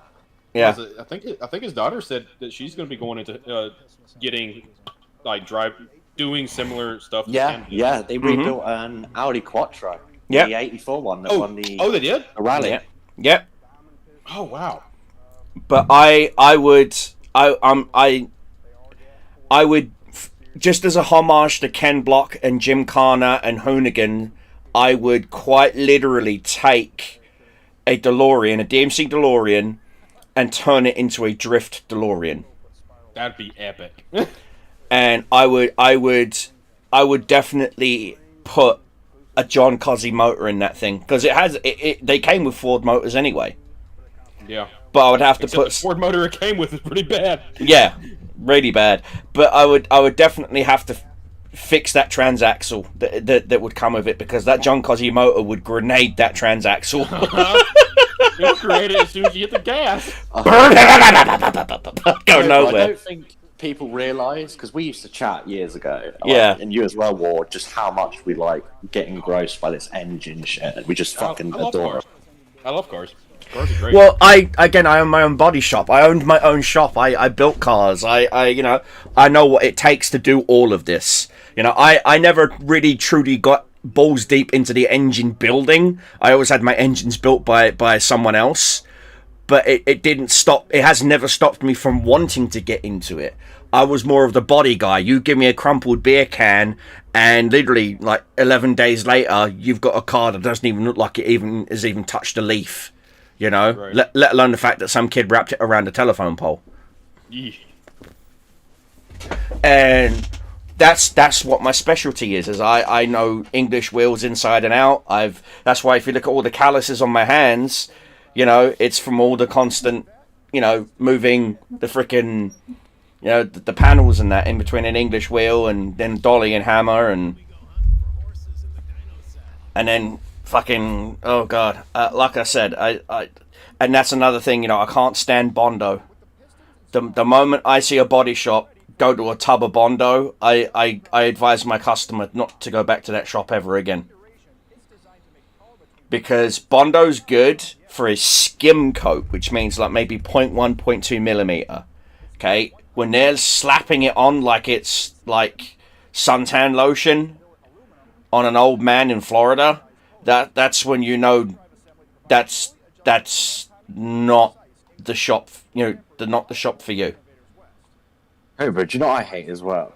Because you know over here in the UK it's hard to get like ethanol injection and shit.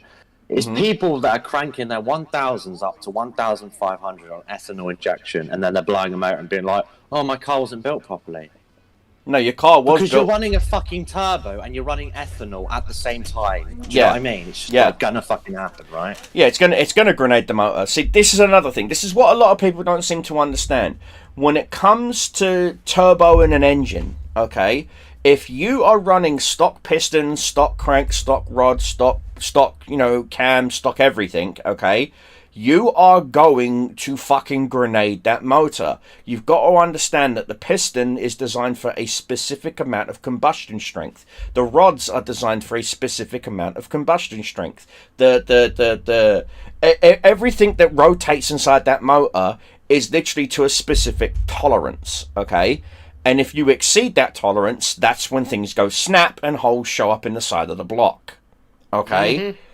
And so this is why I say to people, if you're going to turbocharge your motor, the first thing you need to look at is the bottom end of the motor, not the top, the bottom, the crank, the pistons, the heads, the springs, the valves, literally everything that has to do with the bottom part of the motor. So all the bearings, you're going to have to go with bearings, higher absorption bearings, because the heat is going to be generated is going to be absolutely nuts.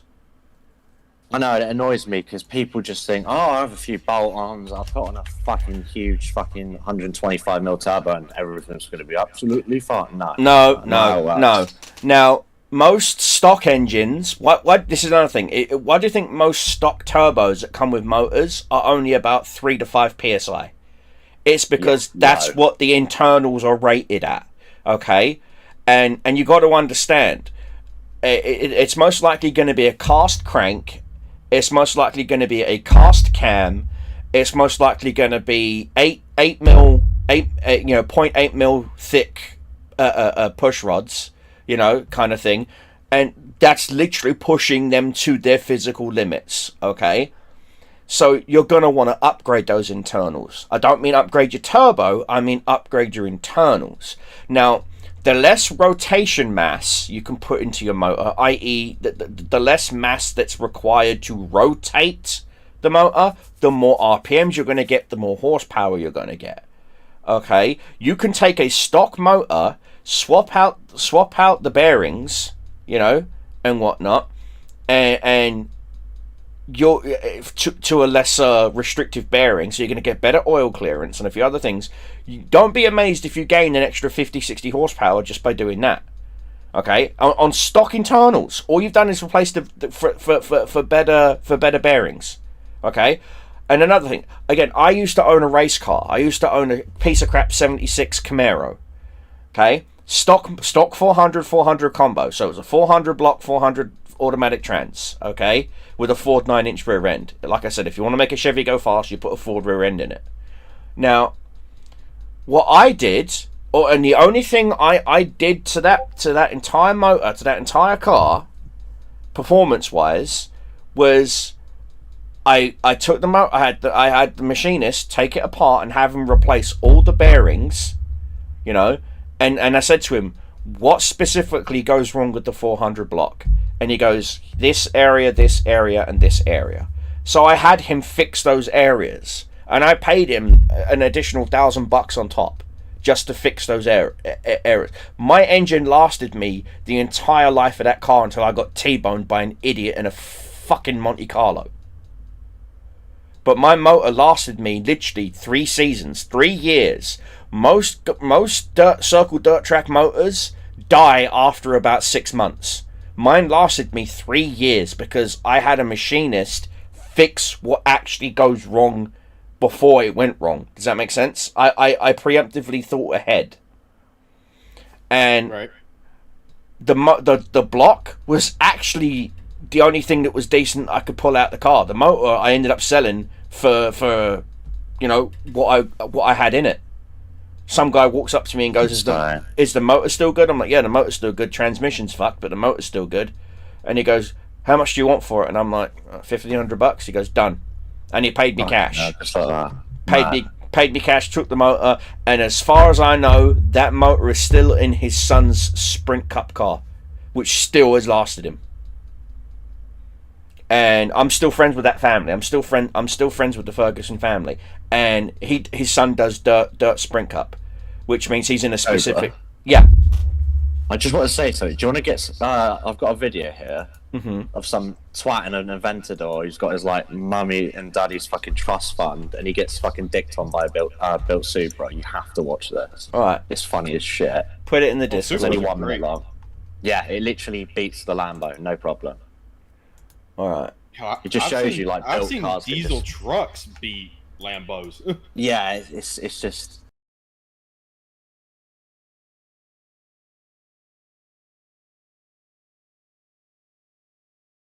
I love watching shit like this because it just shows you money isn't everything. A good build is something, you know. No, I will admit, Aventador is a sexy looking car, but the damn Supra though. I love the way he's like, flashing and all this shit. He's like, I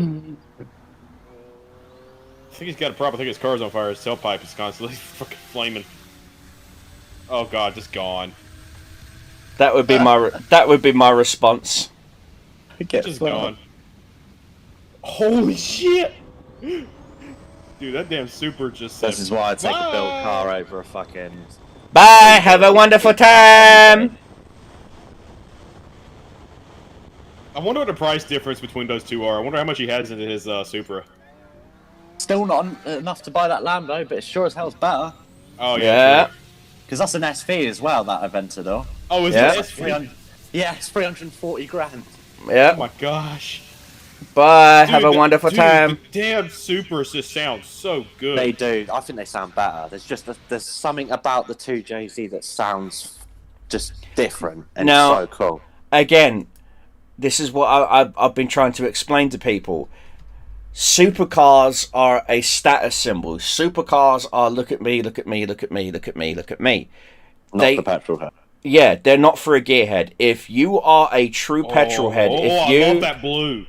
if you are a true petrol head, if you are a true gearhead, okay, then the only thing that ever matters to you is the pride you take in your ride. Oh, exactly. Okay, I don't care. I mean, like I said, I lived in a part of Utah where it was Chevy country. Literally, everyone owned a Chevy or a Dodge. There was only me and one other family in the entire town of 400 people that drove Fords. Everyone else drove Chevy or Dodge. And I used to get all the crap in the universe. Fix and repair daily. Found on road dead. And all this shit. But guaranteed, come mud season, all of my friends who have Chevy Blazers, who have 1500s, who have, called me up. Can I get a tow out of the mud? What, in my Bronco? Or in my F-150? And 9 times With out... chassis that fucking twist, whereas Ford just kings that shit. And I mean, literally, and I would go out there and I'd be in my little Bronco. That's a 460. Yeah, it's a big block in my Bronco. Or manual gearbox. I'd get out, lock the hubs because it was that old. It was an 86 Ford Bronco. Throw a chain out to my mate. Tell him, wrap it around your tow hitch. And he's like, no, I'll just put it around. No, if you put it around your axle, I'm going to pull the axle out from underneath your truck. Put it around your ball hitch. So he puts it around his ball hitch. I put it in mine. I literally just leave it in low gear 1, first gear, and just creep. And that chain just goes doink.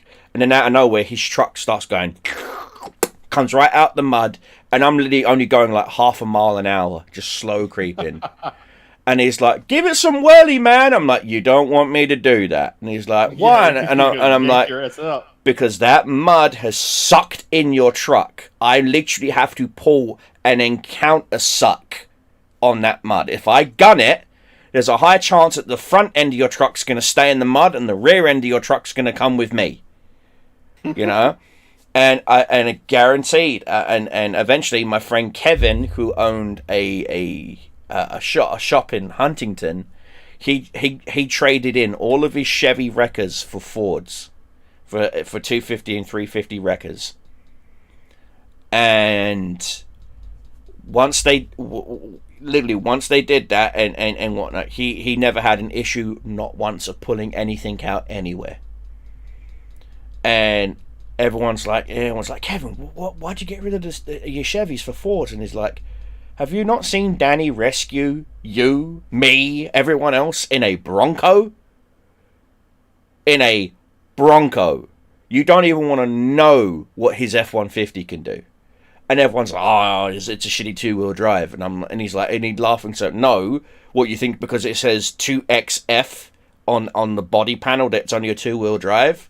And I'd say to him, no, it's got the front wheel drive. And I explained to him, like, no, my friend, literally, Clayton Ward's 4x4 in Huntington, Utah. Biggest Dodge Mopar family out there. The dude owns, I think it's like 13 or 14 69 Chargers, and they're all parked right next to each other in a garage. Their family live, breathe, and die Mopar.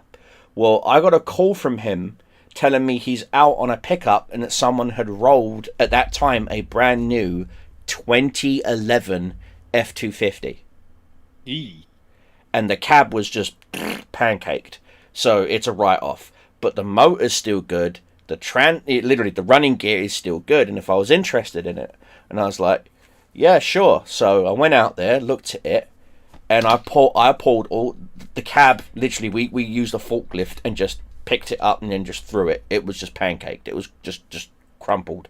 The bed went, parted out, this, that, and the other. And the only thing he had left that wasn't parted out was the entire front section. So he had the motor, the front transaxle, and everything else. I'm like, what do you want for that? And he goes, you've got that old Dodge D100, right? And I'm like, you want rumbly? And he's like, yeah. And I'm like, all right. So I literally went home with this front section of this 2011 F-250 on a flatbed, towed it to my house, and drove rumbly back to over to Huntington, handed my friend the keys and the logbook and the title and whatnot, and he drove me back home. And I then spent probably about a week and a half tearing apart the front of my freaking... Now, bear in mind, this is a 68 F-150 two-wheel drive. Okay? So if you don't know what a 68 F-150 looks like, here.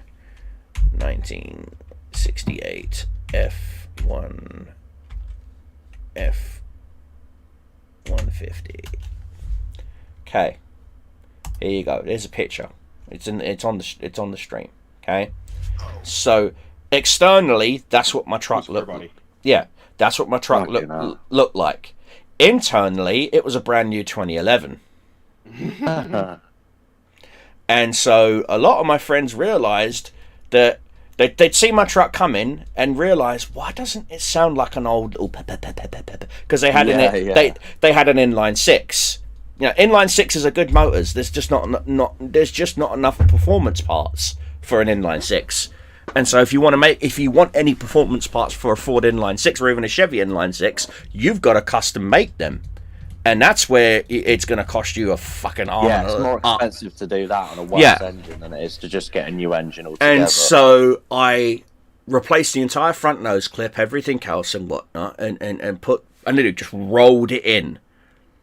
And bolted it all up, took the computers, put them in. I literally, if you open up the glove box in my old 68 F-150, you're going to see the computer for the engine. Because there's no place to put it. I was like, fuck it, I'll just put it in there then. You know, close it up along with the fuse box and wired it all up. But the problem was that motor was fuel injection. Okay, the other one, my old one, was mechanical, so I was like, fucking need a fuel pump. So I darted over to Napa and I said to him, you got a fuel pump for a 2011 Ford F-150? And they were like, you what? I'm like, do you have a fuel pump for a 2011 Ford F-150? And the guy's like, we do, but it's like $400. I was like, yeep. Okay, do you have a fuel pump for a 1996 Ford Crown Vic? And the guy's like, yeah, it's $68. I was like, I'll take that. And the guy goes, you do realize that's not going to fuel your F-250? I'm like, yeah, it will. He's like, no, it won't. I'm like, yeah, it will. Look at the flow. look at the flow rate, identical. And the guy's like, what the hell? I'm like, it's identical, and it will drop right in my tank. Thank you. Paid him the money, left, and got to the old gas tank, put it in, ran the wires over to it, put a solenoid to it, put a switch to it, everything else, ran the switch. So and I was like, Henry J. Ford up in heaven, please let this fire up. Fired right up. No exhaust on the fucking thing, but it fired right up, and I was like, yeah. Fucking hell. Now, bear in mind, this is at like fucking 5 o'clock in the morning. I woke all my neighbours up. I don't care. So, turn the motor off. Turn the motor off, got out. You remember seeing it in my video. It was lime green. It was literally this green colour. There's pictures. If you go back to my old Malavictus channel, you'll see No, it was like a darker green than that. But you'll see it in that old YouTube channel. It is similar to that one, isn't it? It's like it was like a dark mint green. It was like a darker. Yeah. Anyway, you'll see it. That was the tracking question, and so I was like, I went to bed. I was so excited, I could barely fucking sleep. I was like, I was so happy, I almost wanted to piss myself. You know, I was like, you know, because all I needed to do was put fucking exhaust on it, and none of my truck's old exhaust would match up. So I was like, fuck. So I went, called my friend Kevin. I'm like, Kevin, I need an exhaust on my truck, and he's like, what the fuck happened? I'm like, I've done something to my truck, and he's like, did you wreck it? Did you roll it? Did you what? And I'm like, no. I swapped the motor out, and I need a new exhaust. He's like, oh, don't worry about it, man. I'll come over. He came over, looked at it, and goes, I'll have to trailer it, because the moment you try to drive this, if you drive even remotely close to a cop car, you know, he's going to hear you and ticket you for noise ordinance. I'm like, yeah, I know. That's why I need a fucking exhaust. And he's like, all right. So he puts it on the flatbed and takes it in. And my next door neighbor, Mike Kaloji, love you, Mike, literally took a picture of it. And he goes, see, told ya, found on road dead, blah, blah, blah, blah, blah, because he's a Dodge guy. And I'm like, it's going to get an exhaust, you muppet. And he's like, yeah, pull the other one. I get some cherry bombs on it, get some steel tips, have the exhaust done up, buttoned up, everything else. And I said to Kevin, how much do I owe you? And he's like, just tell me what you fucking done to this truck, Dan. And I'm like, it's the running gear from a brand new 2011. And he was like, you fucking what? And I'm like, yeah, this thing will literally roast tires now. And so he was like, all right, I've got to see. So he gets into the passenger seat, puts on the lap belt. Bear in mind, these trucks didn't have an overshoulder. They had a lap belt. Okay? And even then, that was an optional extra. You didn't have to have a belt. Yeah, right. And I crack. Not even like I just tap the accelerator and the front of the truck dips. And he's literally looking for oh shit handles that don't exist. You know? And I'm like, I'm going to drive it home. And I did. And the engine has cruise control. And so I'm just driving, all of a sudden, bop, put it in cruise control. And I'm doing 60 in second gear, and it's only pulling 1200 RPM. And I'm just cruising down the road. Yeah, suspension needs some work, you know, but I'm just doing that. And he's like, this isn't that bad. I'm like, no, it's not. And I watch one of the county sheriffs go by, and he just drives by, waves at me. I'm like, how you doing? And he does like that. And then once he's gone out my rearview mirror, I've gunned it. And all of a sudden, it felt like someone had just pushed on your chest, and my ass was stuck in that seat, and the front of this truck's gone up and the rear's gone down, and it's just whoa, God, I hadn't even got the tachometer plugged into it yet, you know, so I don't know how fucking fast I was going, but I was just, and my friend Kevin's like, slow the fuck down. I'm like, what are you talking about? I hadn't even got it to the floor yet. It's only gone maybe 8 degrees on the pedal. And he's like, what? I'm like, yeah, I haven't even gone full throttle yet. And now, when you're going into Castledale, there's a great big long sweeping curve, okay? And you can't see anything you can't even see the town until you've come completely all the way out the curve, and then you're immediately hit with a 25-mile-per-hour warning because you're entering the town. Now, you're on the highway. The highway goes through the town. So you've literally got to hit your brakes and slow down. Now, bear in mind, this is the stock drum brakes. I haven't upgraded... Well, on the rear's drums, on the front, it's disc now because I swapped them out. And so it's very lock-heavy on the front, if you know what I mean. So I've let go, gently tapped the brake a couple of times. The front's starting to stop and grip. The rears haven't even started yet because they're drum. They need a while. They need a while to grip, if you know what I mean. Yeah.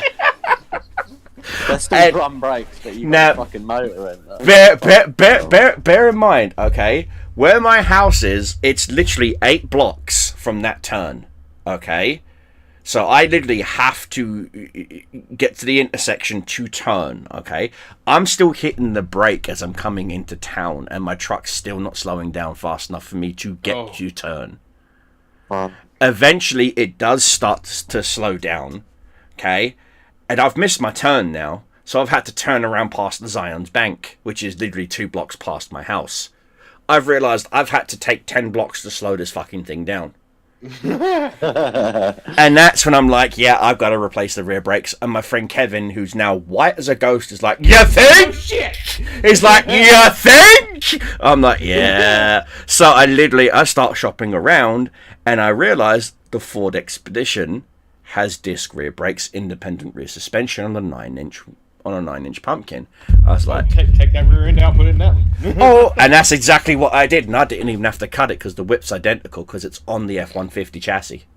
So I was like, ooh, winner, chicken dinner. Literally, it's literally cut and drop in and good to go. Yep, and that's exactly what I did. The buckets were the perch springs for the leafs were in the exact same spot, everything, and the coilovers, everything. I was like, it's meant to be. Bop. 98 Ford Expedition rear end, 9-inch, independent, disc brakes, everything else. New brake master cylinder was required though, because I was still using the original hydraulic boosted. So sorted that out, put it all together, and eventually I realized I'm probably about 10 to 12 grand balls deep in on this 68 Ford Ranger 150. And I paid $100 and something for the truck, literally, off an old farmer that was literally still using it for hay. It had not seen the highway probably since the 70s.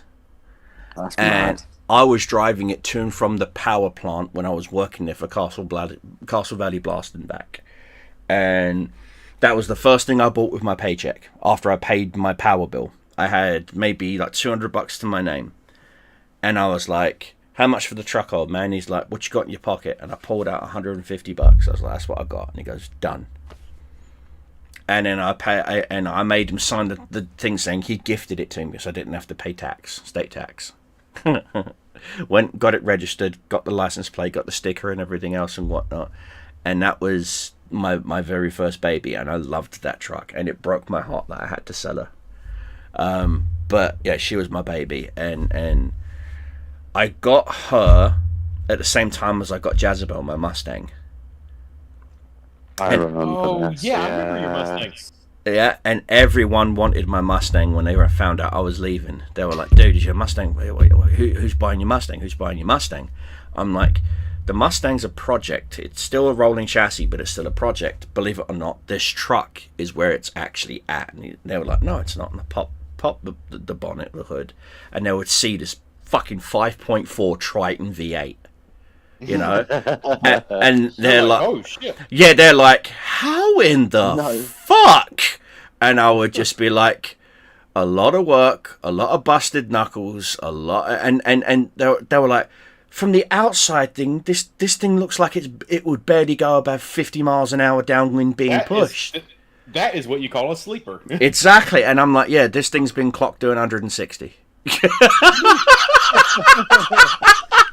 And he was like, "What?" I'm like, "Yeah, I'll take you down Airport Road." Now, Airport Road is a part of Price, Utah, that's known for drag racing. Okay, even the sheriffs know this. It's like Utah's version of like the 405. Okay, every dumb redneck who's got a Corvette or a Charger or a Challenger or whatever, they show up there, and it's V8 like Dreamland. they meet up at the parking lot, the Walmart parking lot. They do like a little octane and coffee kind of thing. They all talk shit about each other's car and stuff, and they pretty much how it goes. they make a date to meet up on Airport Road. Now it's called Airport Road because there's an old airport that used to be part of that road. The airport's gone now. It's now been moved to a different part of the town, and when they sold the land, they turned it into the dirt circle track. But there's this huge, long, like good quarter mile Straightaway. to a mile straightaway, and that's what the guys use. Then that's why it's called Airport Road. And so the sheriffs, because it's on private land, they can't do you for speeding. Right. And so it's Yeah, a private yeah, road yeah. as well. It's owned by the guy. It's owned by the guy who owns the dirt circle track because he wanted to turn. He also wanted to turn it into an NHRA Smart. drag strip. He wanted to turn it Smart. into a drag strip, and so we would all show up there. And I showed up there in my truck one night, and this one guy's like, "So you're the tow wrecker, huh?" And I'm like, "Nah, mate, I'm here to race." And he looks at me and goes, "In this piece of shit," and I'm like, "Yeah, in this piece of shit." You What know, was I'm he like- in? It was in a Corvette C6. Of course he was. And yeah, that's yeah. and I looked at him and goes, is that the C6 with the C7 package or what? And he goes, "Yep, carbon ceramic brakes, blah, blah, blah." He's telling me all this shit about how it's a custom one of one. I'm like, yeah, Corvette owners seem to think that all Corvettes are a unique one of one when they're not. I know, You're- just because they have like one stripe different, Yeah, or like yeah, seating and- upholstery. Or Yeah, some now, and I'm like, if it was a Langenfelter Corvette, yeah. If it Ooh, was, yes. you know, then I would pay that price. But it's not. It's a piece of shit. Tony Basso, he's got 15 of them on his Chevy dealership lot Corvette. You know, and I'm like, "So what? You got like a chip tune in it, kind of thing?" And he's like, "Yeah, man. Oh, this thing's got like 600 and something horsepower, 500 and something foot-pounds of torque, and this, that." And I'm like, "Dude, my truck has 1,000 foot-pounds of torque." I bet shit. I- So the motherfuckers like drops the I- fucking jaw. And Yes, it's trying. I looked at him and said, "No word of a lie, I could drag your car backwards in first gear while you're going flat out." And he's like, Great. "No, you can't." I'm like, "Yes, I can." And bear in mind, this truck weighs more than it normally would. My truck, Yeah, because you got a lot more in there. exactly. See, normally my truck weighs about 3,000 pounds plus. When I had my truck weighed, it was 4,300 and something pounds. I gained 1,000 plus pounds on top of it. Okay. Because Bec- did whenever you put that new engine in, did it Yeah. turn to 4-wheel drive? Oh yeah, I turned it into four-wheel Okay. drive, Okay, yeah. and that's one of the reasons why I did it. Is because I needed the four-wheel drive. But I never raced it in four-wheel drive. I only ever raced it in two-wheel drive. Ah. And everyone goes, "Oh no, you start off in two-wheel and you crank it into four-wheel when you get to like the 60-foot mark." And I'm like, no. If that's the quickest way you want to fry your transfer case, yeah, but that's not what I'm Yeah. into. That's not what I do. Well, and I said to him, like, "Tell you what, I'll bet all the money in my pocket versus all the money in your pocket that my truck beats you. Not only beats you, I gap you." Oh, And he's like, "By how many lengths?" And I'm like, "I'll gap you by 2." And everyone's Fucking and everyone's like, and everyone's laughing. It's like, it's a fucking piece of shit farm truck. Literally, my truck was farm truck before farm truck was farm truck. Okay. And everyone's like, "Oh," and my wife's like, "What are you doing?" I'm like, just relax. And she's like, "You're gonna lose." I'm like, "No, I'm not." Literally, and they're seeing my own wife tell me I'm gonna lose. You know, so the guy's like, "All right, you're on." And so he pulls out a waddle of like 800, 900 bucks cash. I pull out 50 bucks. And I'm like, "Our bet was all the money in my pocket versus all the money in your pocket. So there's my 50 versus your 800. And I have Oh God. to gap you by 2 car lengths." And so all of a sudden they're like, "Yeah, you got this, John. You got this, John." I get in, and he pulls up to the line, does his little burnout and everything else and whatnot. I do my burnout. I'm still doing my burnout as I've passed the burnout box, passed the start line, and gone on a good 40 feet. Stopped, backed. It took me longer to back the truck up and get it back to the line. So I backed it up, look down at the guy, and I'm like, "So you ready to lose your money?" And the guy's like, you could see on his face, he's like, "Oh fuck, I walked into this." And you walked into a trap. yeah, and I'm sitting there, going back and now. I'm sitting there, and I'm just like, dun, dun, dun, dun, dun. I'm waiting for the guy to flash. He flashes, and I literally see his wrist twitch that has the fucking flashlight. I'm gone. I gapped that fool. I didn't even see him. I don't even think he left. And by the time we got to the end of the race, it turns out I didn't just gap him by 2. I gapped him by 5. God. And done. Got back around. Guy gives me the $850. The guy comes back in his Corvette saying, "Oh, he jumped. He did this and that." And I'm like, we can run the exact same race again if you want. Only this time, I'll double the bet. So, I'll get another $50. You get another 800, and I'll gap you by 5. And the guy's like, no, that's not that. And it's this wonderful. It was a 2001 Firebird. So it had that beautiful like pointed beak shape. Firebird shows up, and I know for a fact that guy's running nitrous because I can see the purge lines by his windshield. And and the guy's like, "Oh, that's the one you don't fuck with him." Yeah. Oh no! I beat him by a fender. Oh, by a fender. This is what now. This is when it comes to okay. He runs over to his friend who's got this Firebird. She's like, "What's going on?" And he's like, "This guy in this truck just he jumped and blah blah blah." And she's like, "Did you beat my friend in a race?" And I'm like, "Yeah, I beat him fair and square. I beat him off the line, and I didn't even see him. I gapped him by 5."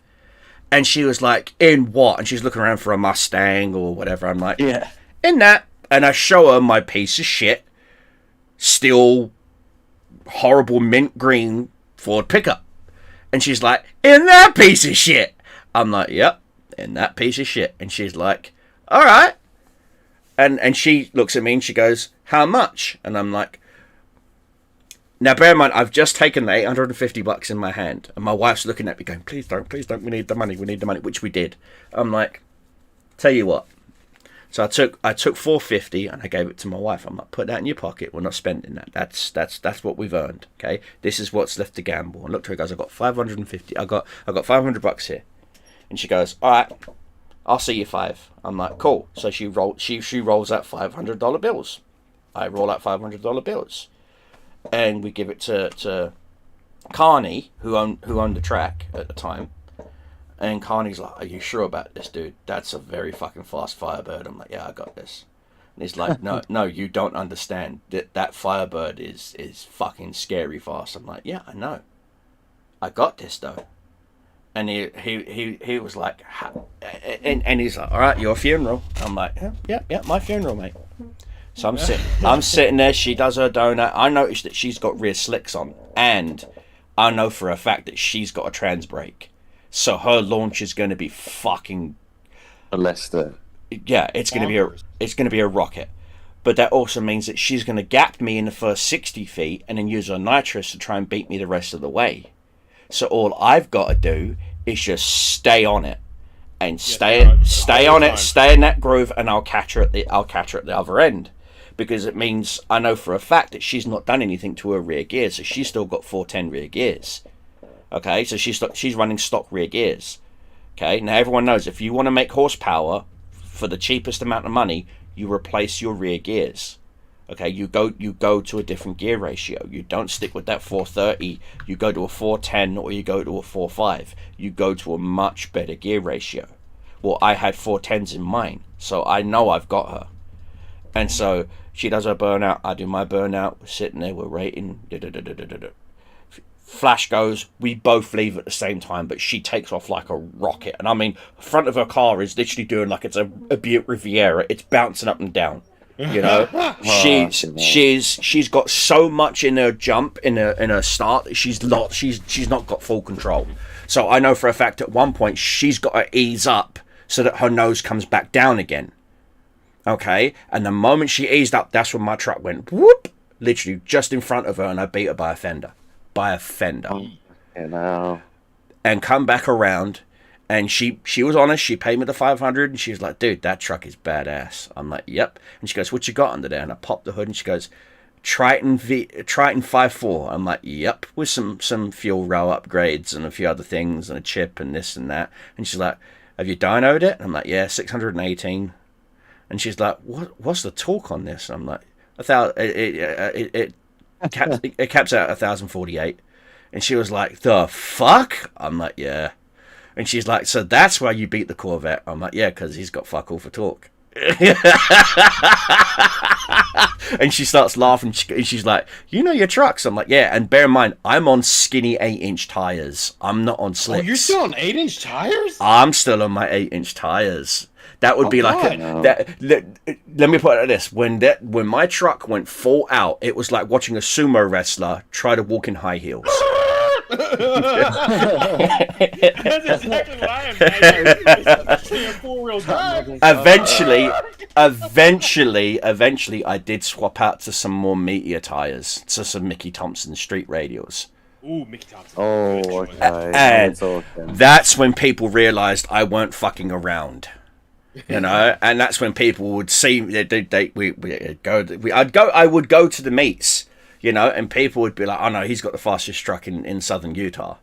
And of course people Mickey Thompson's with the wild wheels. That's yeah, fucking good. yeah. And then people up north Utah would be like, what do you mean he's got the fastest truck in Utah? So I would be getting call outs by people I don't even fucking know. and I'm like, who the fuck are you? And he's like, oh, I've got the fastest truck. And I'm like, it's an S10. That's a baby truck. That's not a fucking truck. That's a truck light. That's a truck that can't decide whether it wants to be a truck or if it wants to be a fucking SUV. Get yourself a decent truck. Get you a 1500. Get you something with some size to it, some girth, man. No woman wants to snuggle up to a skinny truck at night. They want to snuggle up to a big boy like mine. Bong, you know. And of course, people would laugh and whatnot. And my wife would chuckle and she goes, "Yeah, I know." But the thing is, my wife had a little Ranger. She had a little 2000 Ranger. Yeah, she had a little black Ranger, and she loved that little thing. And she was like, Can you sweep up my Ranger? I'm like, you've got a 4-cylinder. A fucking leaf blower's got more horsepower than you. I'll see what I can do. Yeah. Do you remember that old truck I told you I have, the 60? Yeah. I still have it, and this is the color I want to make it right here. All right. You showed us on video. Let me. I want to make it that color. That. I can tell you that color code, exactly what that color code is, because that's the color code I wanted to paint my Mustang. That is Chevy Metallic Maroon Red, otherwise formerly known as Chevy N-Word Red. Yes, that was originally what Chevy named that color, was Chevy N-Word Red. No, really? I don't like saying that word, but back in the 50s and 60s, that's what that color was called. Do you remember that whenever it was on crayons? Mm-hmm. God, that I remember looks that. good though. Yep, you could. Like Solo Rider. You used to be able to get that color on a Tri-5 Chevy as a stock color. And like you could get that on a 55, 56, 57 Chevy, that color. It's now most artists will now call it more Dr. Pepper red, but it's close. Yes. Yes. But the original color code, if you was to go to an old school, like if you would go back into the 50s and say I want this color, the paint guy would say, okay, so you want N-Word Chevy red. Now, I don't agree with that name color, but again, I don't have a racist bone in my body.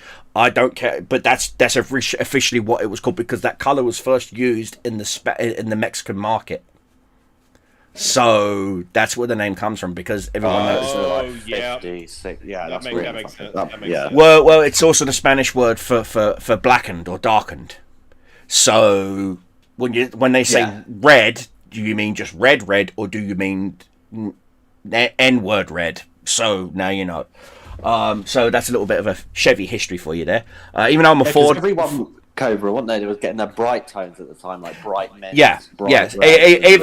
Even though I am a Ford guy, I love my Fords. I know the enemy very, very well. They got good color palette, Chevy. I can't Yes. say they do. See, that's the thing.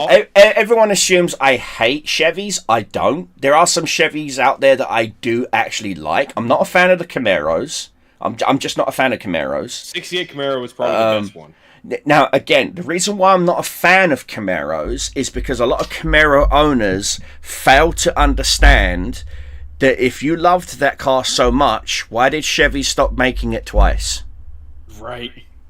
Yeah, they pull out of that game a lot. Exactly. All three of the companies, they're the ones that have done the worst. Even the sales. Because Dodge and that. because Ford literally, the Mustang in particular, and let alone the Cougar, okay, destroyed it. Because again, granted, yes, the Corvette destroyed the Thunderbird.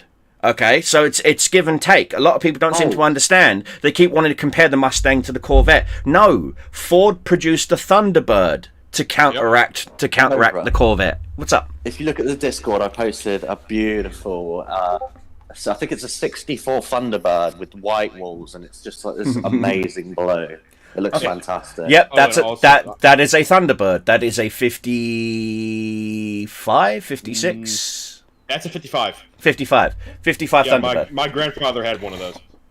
That's a 55 Thunderbird. And honestly, though, I don't like Thunderbirds. Now, a 56 hasn't had the difference between the 55 and 56 styling is a 56. The rear wheel cover was more. The panel lines on the 56 were less pronounced.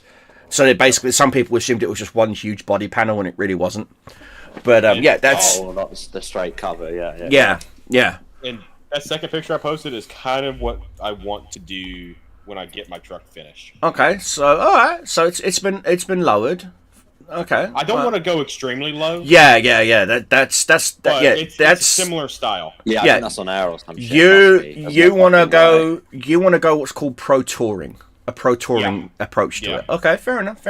I want to go more of a Trans Am route with someone with my Capri, so I want it to turn both left and right. It's not just look, another left turn. I don't want to make a British NASCAR. I want to do like the old Trans Am racing pro touring style. So QA1 suspension all around, not sponsored. And I mean QA1 EBC brakes, again, not sponsored. If you don't know who they are, that's English brake company. They are British. They do make brake pads, but majority for American muscle cars and supercars. But they've got one of the best. Choose violence by saying that. They're fighting words. Laugh out loud. Sorry, that's my girlfriend. She just messaged me. She's watching the stream. But no, like I said, I would do like a pro touring sort of job to my Capri. I would go with the John Cossie engine, so I know I've got the motor and the torque to go if I need to go in a straight line, but also if I need to stop, turn left, right, turn. See, I'm a huge fan of old school 70s Trans Am racing. I would love to see it make a resurgence. I would love to see it come back, but I would love to see it do like a world tour. So you've got Brands Hatch, you've got Nuremberg, you've got Japan, you've got France, you got Le Mans, you've got like Laguna Seca, you've got all these one-off tracks that are just beautiful, and they are. I'm sorry, but Laguna, in my opinion, yes, I get it. Mazda used it as a test track for their cars and whatnot, but that Laguna Seca, track screams Trans Am racing. Brands Hatch screams Trans Am racing. I would love to come back with a period era Trans Am racing course scene where you've got 70s cars. So think like you've got 70s Camaros, 70s Mustangs versus 70s British cars. So Capris, Sierras, Escorts, where you've got you got the Nissan 240Z. Because that's 70s era, that would be allowed to enter. The only category is it must be 70 to say 79. So, and that would just be in my opinion, one of the best pro touring series of races to watch. I've recently been getting into watching E150, if you know EF1, if you know what that is. That's electronic Formula One. So all the cars are literally are all electronic powered, and so the platform's all identical. They're all running basically what would be Teslas, but they're on Formula One chassis. and so they can get some serious speed going. And some of those drivers have some balls on them, like Jesus Christ.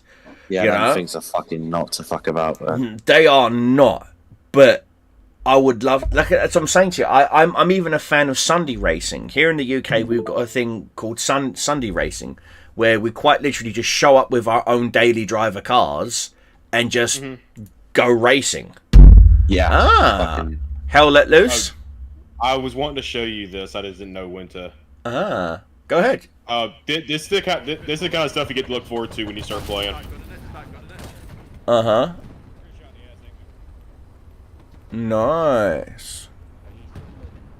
As soon as we hit this wall on the right, turn right into this field. Right. Yeah, we have driver, gunner, and commander. Obviously, Oh I'm shit! gunner. What are you in right now? Tiger. Yeah. German optics, I can tell you that. That is Rheinmetall's L56 optic. Yes. Our driver kind of hits this, and there's a tank right to our right, and I'm like, get off the damn wall. Watch this. Right. Contact right. Oh, bruv. Brother, I cannot wait. You know what I'm gonna be, right? I'm driving. Yeah. There's one more. I have a video. I'm driving, and you know I'm gonna be a tank driver, mate. I'm gonna be a tank driver in that, or I might. Hoorah! We gotta blow up some panzers. Wow, this looks nice. This is Hell let loose. this is a video I have fully edited and just waiting to upload. Yeah, this looks really dense, this forest. I really like this. Fucking Yeah. That's great. Hey, Reto, take note. Woo!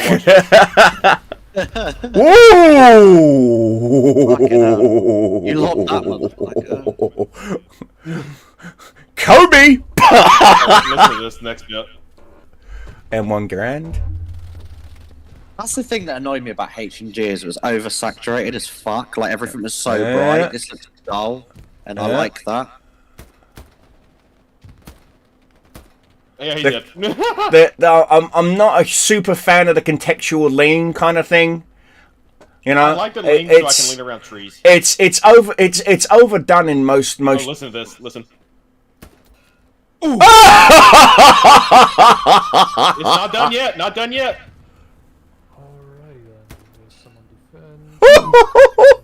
Fuck. Not done yet.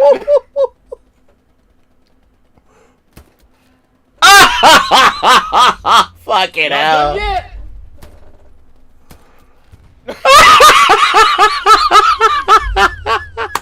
Oh, this is kind of serious.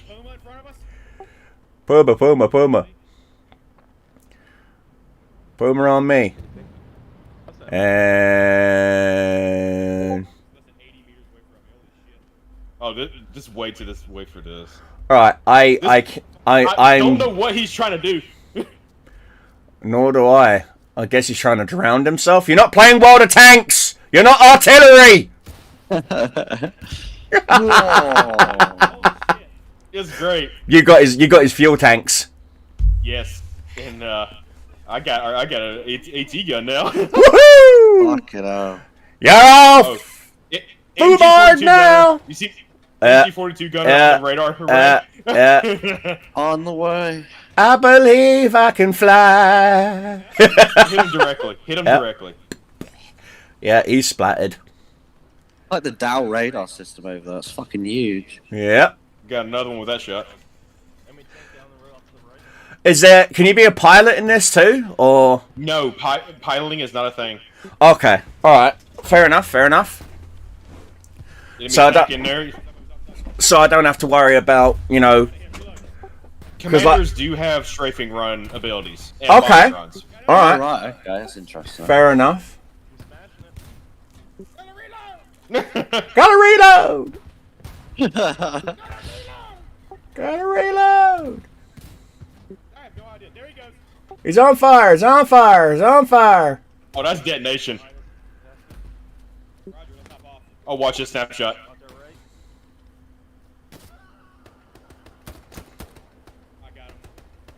The gunplay looks real fluid in this. I like it. Oh, it's so good. Alright, I'm either gonna be tank driver, medic, or sniper. Dude, medics are great. Watch this guy's body. I feel like this game could actually work really well. I can, if you want me to, I can load in the game and show you all the What? Oh, I'm shooting at a tiger here with a 57mm gun. Oh, good luck. Oh fucking hell. Ooh. Oh, he's shooting at his side. Oh, you got this, dude.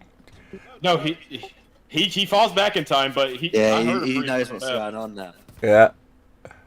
I was gonna say, if you're seeing the side on a tiger, aim for just beneath the turret. That's where his ready rack ammo is. Yep. Oh, watch this guy.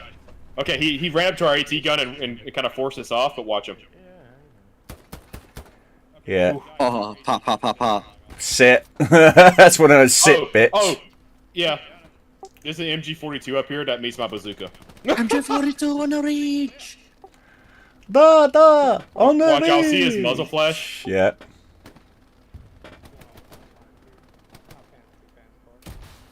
Whee! Did you hear that guy? I'm pretty sure I get it. That's a goddamn panther! I like the way you're fighting on like a ravine here, aren't you? We're in Hurtgen Forest. Yep. Oh right, okay. All right. Enough said. Enough said. Enough said. I love this game so much.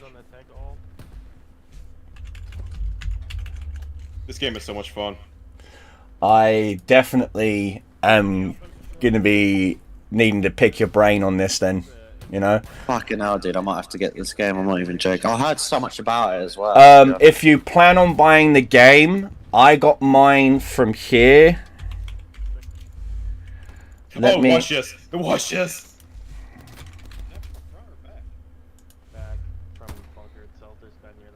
One enemy down. The time to kill is fucking nothing, isn't it? Yeah. 2, 3, 4. Fucking hell, dude. As it should be. As it should be. Right, I'll post it in general chat. Oh, Right. There you go. guy. Watch this. That's where I got my copy from, and it's legal. Before you ask, it's legal. Oh yeah, it's like the new one of, you know, the old one that was shit, Right. but it's actually Yeah. the good one. Yeah. Yes, you can. You can Oh, hit. he had a grease gun. Oh fuck, there's a ranking system, even Yeah. Mikey Moore. Yeah. That's the most ever made in one game. Anti-tank support engineer. Oh yes, there's a lot of things you can do in here. Look at my longest kill. Jesus, dude. Okay. Here, I know I haven't showed you this one. I don't think I showed either of you this one. Let me. But yeah, I get my games from that website, from CD Keys. Now the reason why I get my games from CD Keys is, yes, they are cheaper. However, It's not G2A, which is terrible. no, yeah, G2A have got an issue with selling stolen credit cards and stuff like that. Yeah. CD Keys doesn't do that. Listen to this guy that's about to come up. Oh, your shotgun? Yeah, he hasn't seen this one before. Shot. Oh god. God, this brings back to the World at War. You know the trench gun where Yes, you run across yes, that yes. beach in Yeah. fucking Japan. And also the gore. The gore itself is worth it. Oh, 1, 2, 3. Yeah. Fucking hell, bro. Yeah. God. And the thing is though, this See- isn't my best shotgun game anymore. I'm also a fan of Red Orchestra, and that's what this game's giving me vibes It's giving of. that vibe, isn't it, really? Yeah, Like of the Red lack of, Orchestra. like, you know the way it doesn't have shitloads on the screen and stuff? I really like that. Yep. Fucking hell, it dropped that motherfucker. Poor Jimmy. Yeah, I got the poor Jimmy from HEG days. With Yeah. that, and Poor Jimmy. I love it so much. I have so much shit. And dead. Dead. Oh, Super Nito War Crimes. Oh my god, did the guys just Yes. blow up? Yes, I'll back it up. Fucking hell.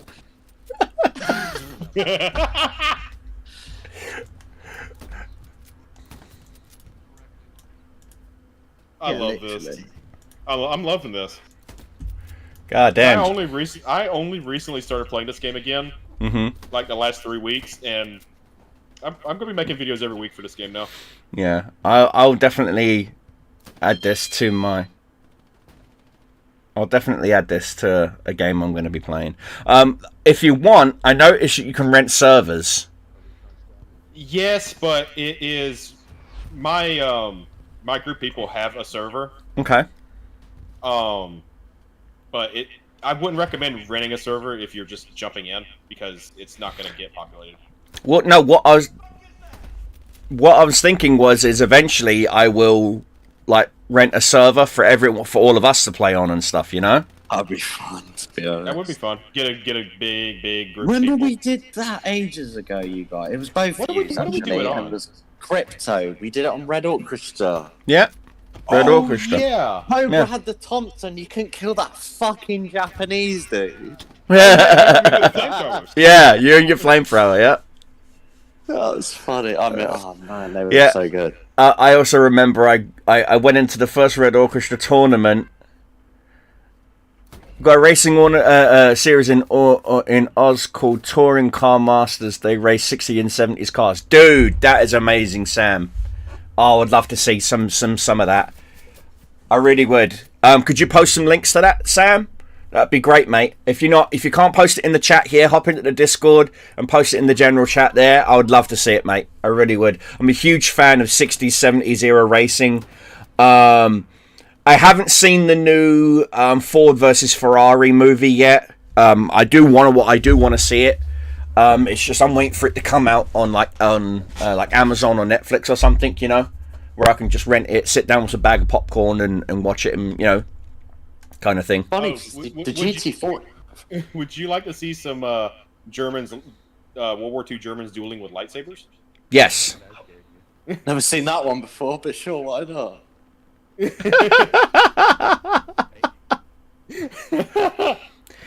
Da da da da da da da.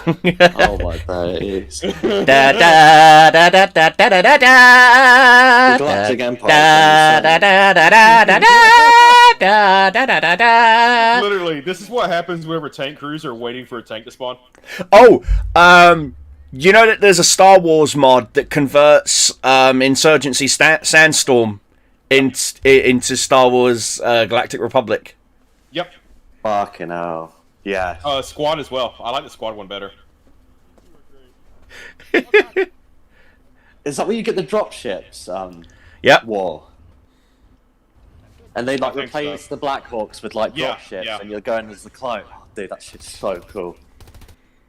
I Now, find a good. quick question: is it just more like mid to late war German tanks, or is there early war tanks? You got Panzer II, you got Panzer IV, you got Panther, you got Tiger One. Racist. The only thing that annoys me is they've missed Cobra's favourite, the Panzer III J. J1. Panzer III J1. Panzer III J is actually in development. Oh, my Greta, my baby. I'm serious. If I could ever own a tank, it would be a Panzer III J1. I just think they look better than the fours. They're just, I don't know what it is, but they just do. I'll let this run for a few minutes if you want to just see what the tank gameplay's like, because it's fun, especially whenever you got a crew that's coordinated. Yeah, talking on voice and whatnot. Yeah. Fucking hell, Yeah, can you imagine I was not in a tank. It'd be manic. I'll drive. I'll let this engagement right here play out because I get engaged by 4 AT. You see his head right there. Yeah. I get engaged by 4 AT gunners and a tank. but the tank was a Stewart, so he kind of shit himself whenever I looked at him. I'm a scout vehicle. Also, drivers get access to the bow gun. Okay, that's cool. And Germans actually have green traces, which is good because they actually did. Everyone gets that wrong. Green, because US GIs had red traces. Germans use green. Watch this. You seen that guy? Yep, in the bushes. Missed. Watch this. I think you see someone fly with this one. Whoa. I love tanking so much in this game. Dude, This was a not. explosions are so over the top. I love it. Yeah. This. Oh. This was a.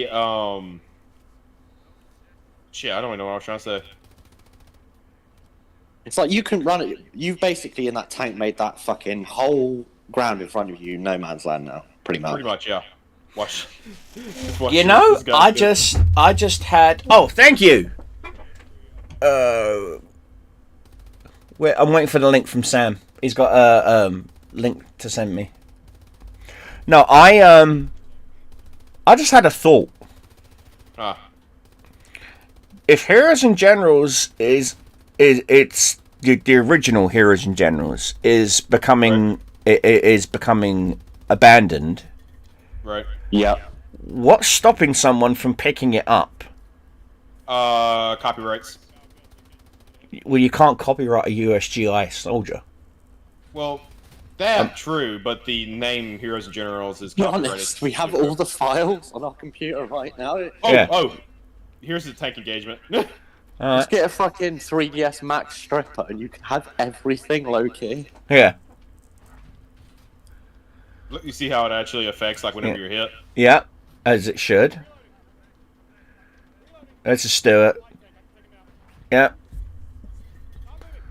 Stop. Driver halt. Oh. Fucking hell, look at him go. Yeah, Stuarts would cook off like that because they carry too much ammo. So the majority of the ammunition in Stuart light tanks were high explosive because they were infantry support. Yes. Oh. So when their ammo cooks off, it's literally just mini dynamites. Just it's in the Discord. That's Couldn't fine, post it here. I will check it out. Oh, nice! Thank you. Let's see. This is peak Hell Let Loose right here. Oh, This was a Mustangs, nice. This was a 95 kill round. I will get to looking at that in a few minutes. Thank you for that, Sam. Let's go back to. That rocket flew under us. Yeah. Well, that guy's probably cursing up a storm. There's another one. Stop aiming for the heavily armored part of the tank. You're not firing a KV-2. It is in World of Tanks. Yeah, because you could see how they were trying to smoke us up so they could get close to us. Yep. Well, the amount of days we had in the KV2 derping motherfuckers. Yeah. I still remember the day I killed an M36 Jackson with a KV-2 in War Thunder right from the spawn. Yeah, I remember that.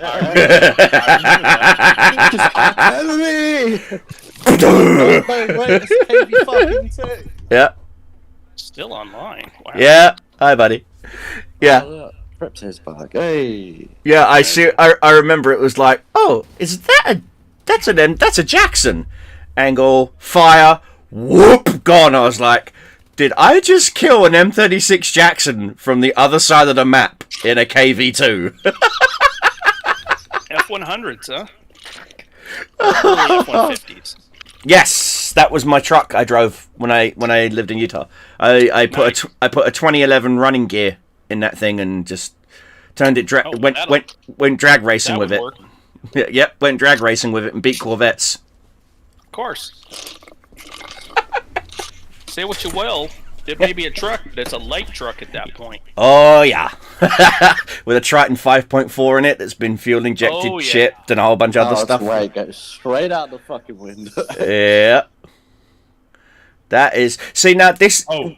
One of the reasons why I stopped playing Enlisted. See, this is another thing. A lot of people don't seem to understand this. The reason why I stopped playing Enlisted is because it was blatantly showing its bias towards the Russians.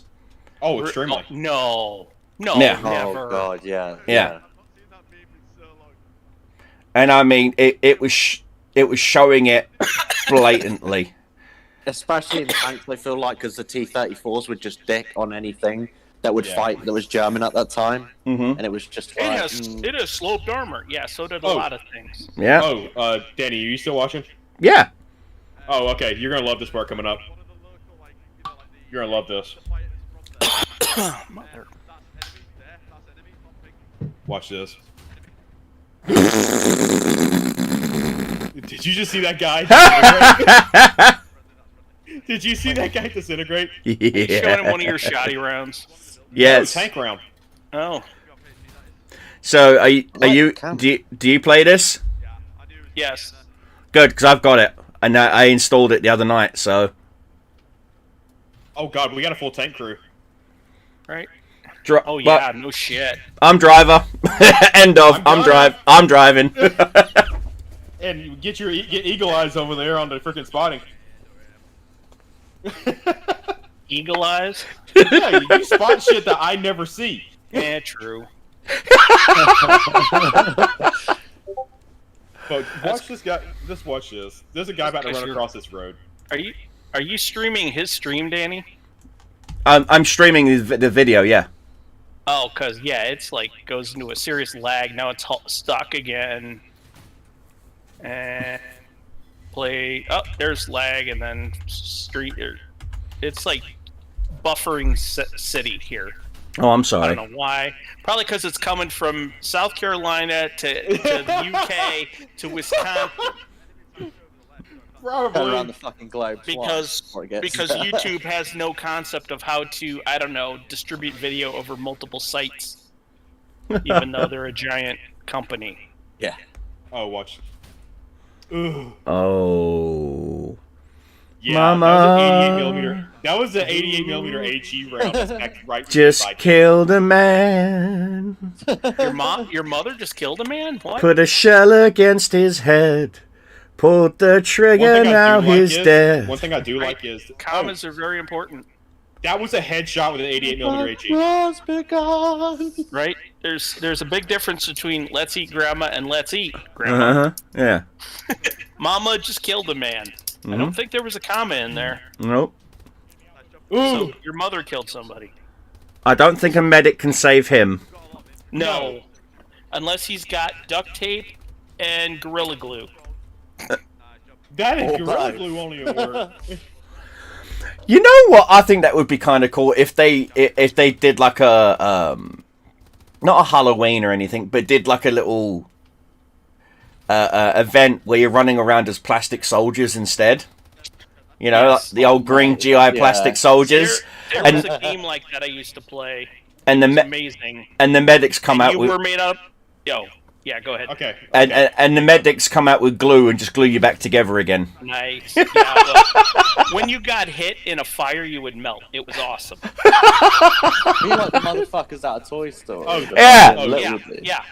Yeah, Yeah, Danny, just you've like already those, seen the this old bit. like 70s green army. But their feet Yeah. are like glued together. Exactly. So you'd be waddling as you walk. Get out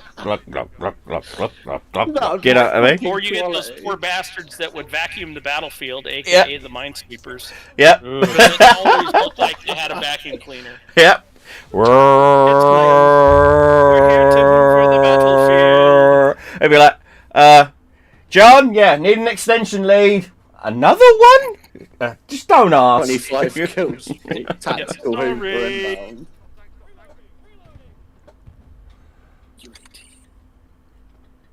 Oh.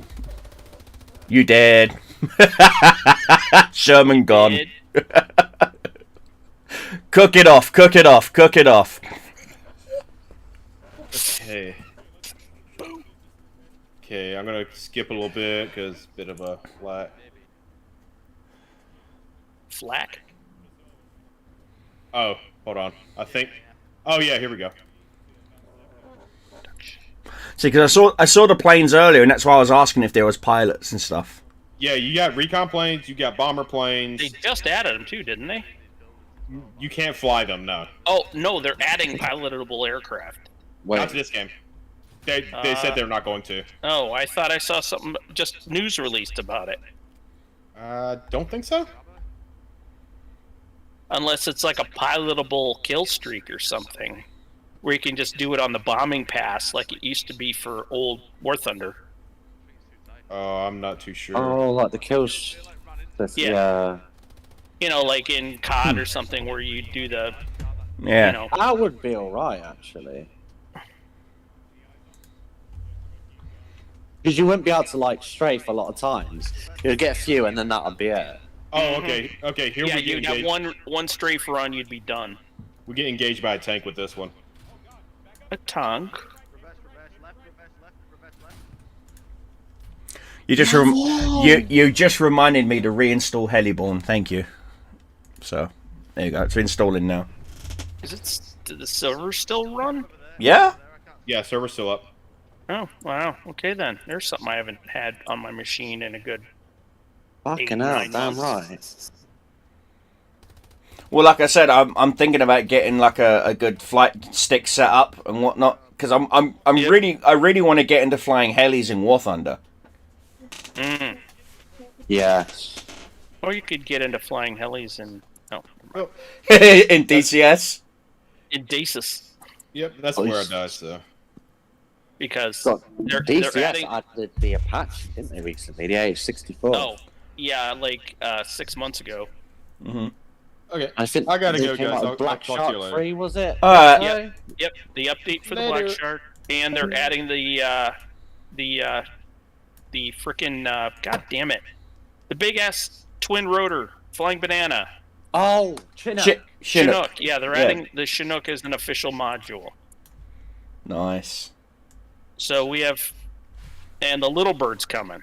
Well, if I would probably start off with like a Bell Huey, and That's work, in there. and Yep. work my way up. No, so I can at least get to be a more of an accomplished helicopter pilot. You know. Yeah. Do you imagine all of us going in our own fucking Hueys, like landing in Narn? Well, there are Naturally, war that's fine. servers out there that don't allow anything higher than like the 90s. So Oh. you can do F-14s, early F-18s. You know, I know stuff they like have the that. Y8, but apparently that's a bitch to fly. She's heavy, she has controls. Yeah, Just to start it as a 3-man job, literally. yeah, fuck that. I have it. It is. I've never taken the time to fully learn it because it is too hard to get going. Where if you're trying to do something in multiplayer, you'll end up dead before you can actually do anything. Just because it's so slow, then it takes forever to get to wherever you're trying to do a cargo drop. Mm-hmm. By the way, they also have the C-130. Ooh. Oh. Not much you can Yeah. do. Not much you can do at 30,000 feet by yourself until someone calls it in. Yeah, but the whole thing is they're adding the whole logistics chain with the new changes coming for DCS as a like a continuous dynamic campaign. So you will be able to come in and airlift supplies to bases to boost like say their SAMs and shit. Fucking hell. So yeah, if you don't resupply your forward base, and once they run out of missiles, they've run out of missiles. So then the enemy can come in. Yeah. So it's So meant for big So hit campaign. hit and run tactics will definitely work. Yep. Let's Do, see. do the old Rommel trick and then do a scorched earth. Yep. Hold on. Where's the oh, I gotta go way back. See, like I said, I'm and of course there's an update for Heroes and Generals. What update? Why? What the fuck? Yeah, apparently Yeah, there's there an is. update Okay, queued. 64D, the Black Shark 2 and 3. Crypto, I know you're really into DCS. Do you have quite a few modules? I've got most of the modules. Fucking hell, and it's not a cheap game. Or simulator. Yeah, see, It ain't a I've fucking got game. DCS World Steam Edition. That's one I've got. No, that one. Download the other one. It's a free download, and most of the time you can get the same. If you've ordered any real aircraft, you can get those keys for Yeah. use. But you have to download the beta one. The beta one is the best one. Don't let anybody fool you. Because they say the fucking Steam edition is fucked because there's a lot of options you can't do. Yeah, on the Steam version sucks. It's so behind. And I mean, yeah, let's see. I don't have the MiG-21. I don't have the Mosquito. I don't have the Spitfire. Do you know what? I saw a news thing on what is it, warbirds.com or some shit like that, or something like that. And they do like flight simulators and shit like that, just anything. I was just interested.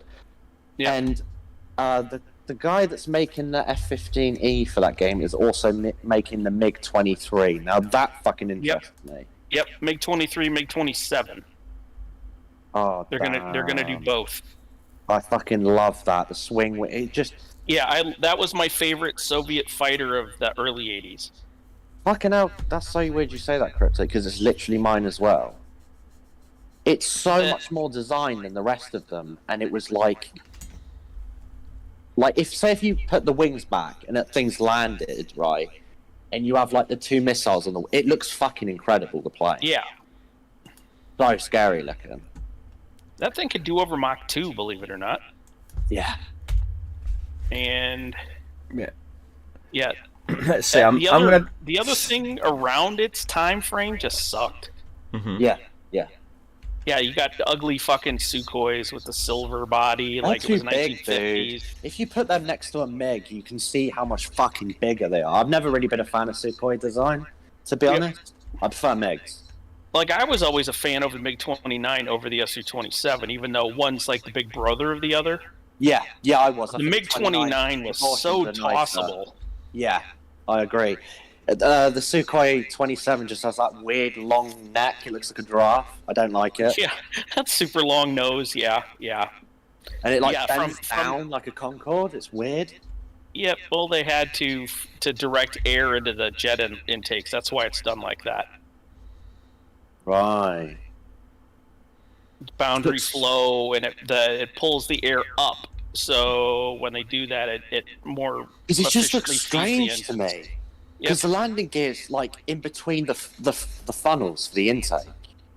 And Yep. then you've just got these, the landing gear's got such an overhang for the nose. Oh yeah, it's like if you were on a carrier with the naval variant, and you park the front nose at the edge of the ship, you get out, you're falling off the damn ship. Yeah.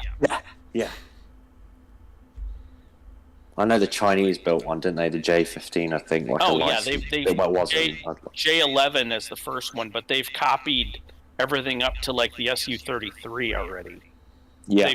They just, hey, let's buy a couple and then we'll just clone it and not fucking do a manufacturing license or anything.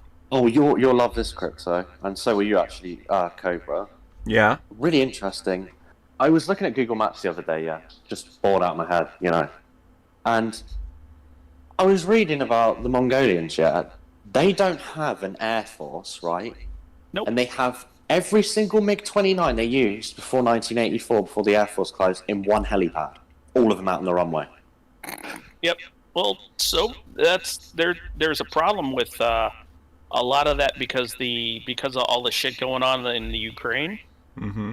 There were like 300 MiG-29s that the Russians were going to activate. Out of the 300, they could only get 100 working of them because of all the deterioration from sitting outside exposed for like 15 years. Oh yeah, because dude, if you look at the US military base, it's all clean and tidy and the jets are looked after. You look at a Russian base, you've got MiG-21s parked to Su-57s. Yeah, You have a 60-year age gap between two planes. It's like, what are you doing? Well, then you look at us. We just put all our shit in the desert and seal them up. Yeah, way out the way. The boneyard, where we just keep them for parts out there. That's why they had, literally, they still have, probably like 50 B-52s out there. They got some old B-1s out there already. It's like, the bone isn't that old, but they've already got some in mothball. No one will ever change my opinion, but the best US camo was the Nam camo on the planes. The green, Oh yeah, green and brown. Love it on anything. Yeah. It just looks good on. yep, that was a cool camo.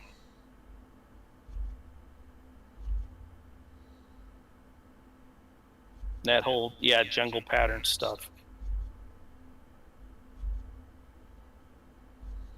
Which is kind of funny because I don't even think the U.S. It's not like the Russians, which did the tops of their planes greens and the bottom the robin's egg blue to try to like blend in with the sky. They started doing that shit fucking in the 30s, didn't they?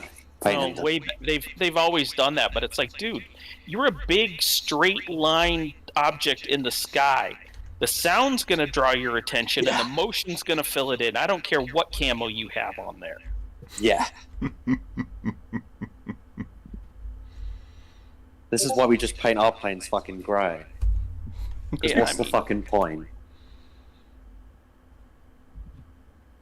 I'm still waiting for something to be declassified. Considering the F-117's been declassified, there's a companion aircraft that flew with it in service to support them. And they still have not released anything on it. And, yeah, how many years has the 117 been retired now? Quite a while. Oh, fucking hell, yeah, she's out. Yeah. Yeah, so, yeah, there's still a 80s era stealth aircraft that has not been declassified yet. Which one's that? I'm not telling you.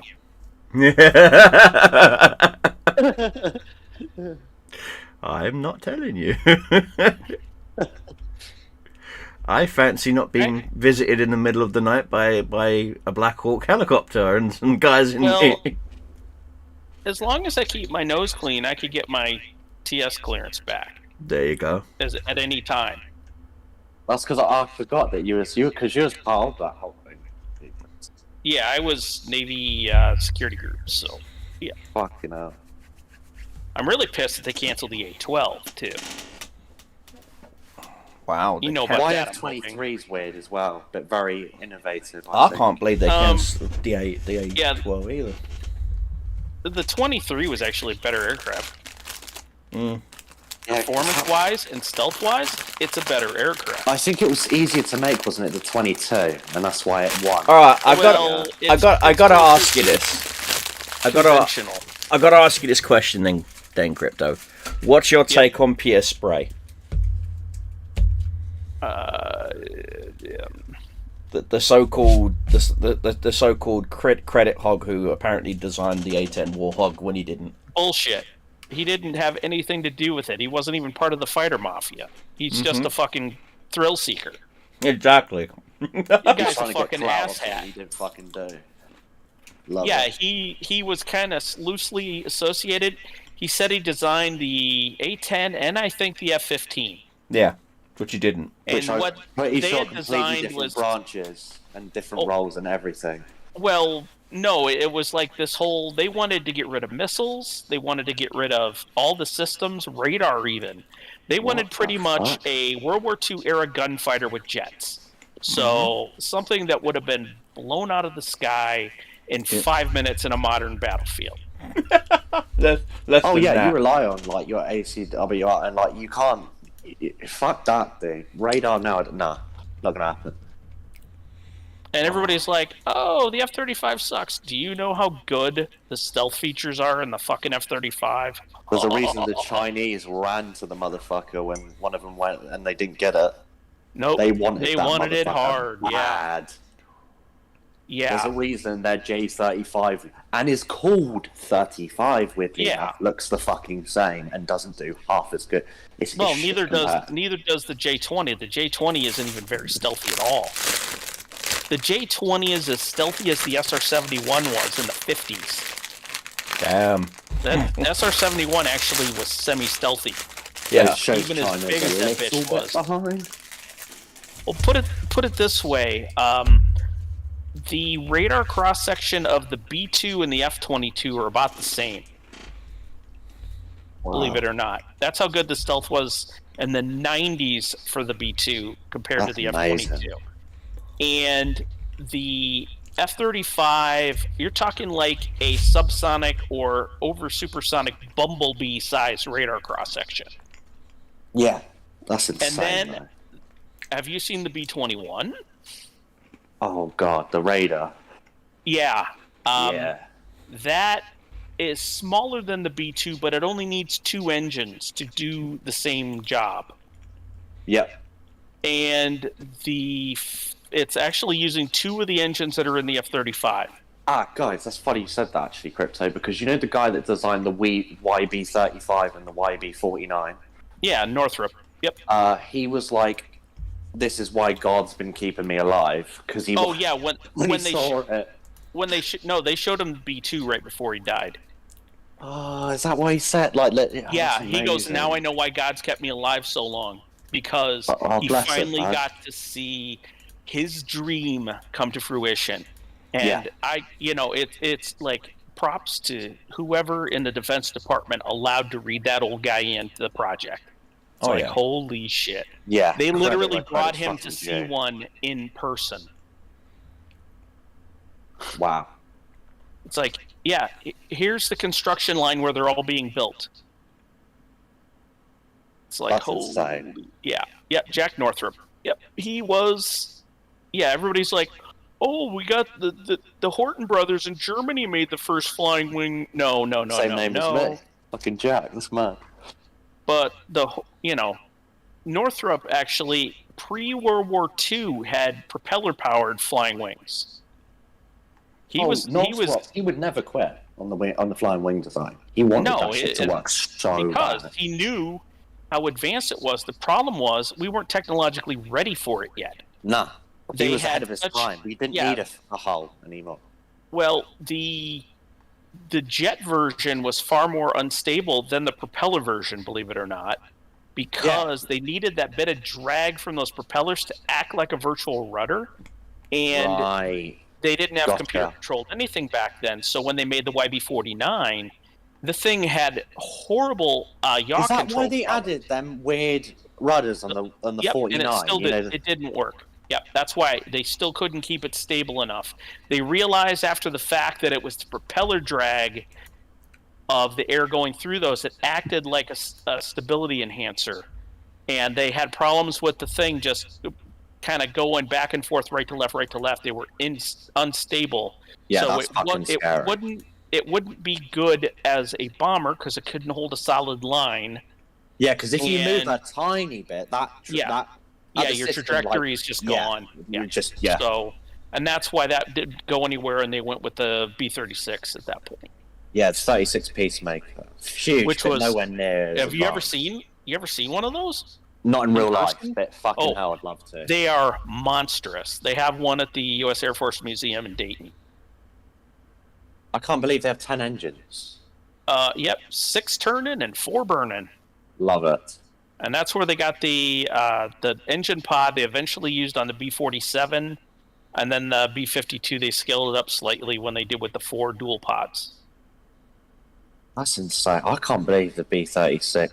Is it James? There's a guy, he did a film on it. Fucking hell. Hang on, I'm thinking of the guy that did it. I think it's James Stewart. Hang on. Yeah, Jimmy Stewart did one. It was like Bomber Command or Strategic Air Command, I think. One of those 2 names. I think it was Strategic Air Command, actually. He was in there. Pilot, wasn't he?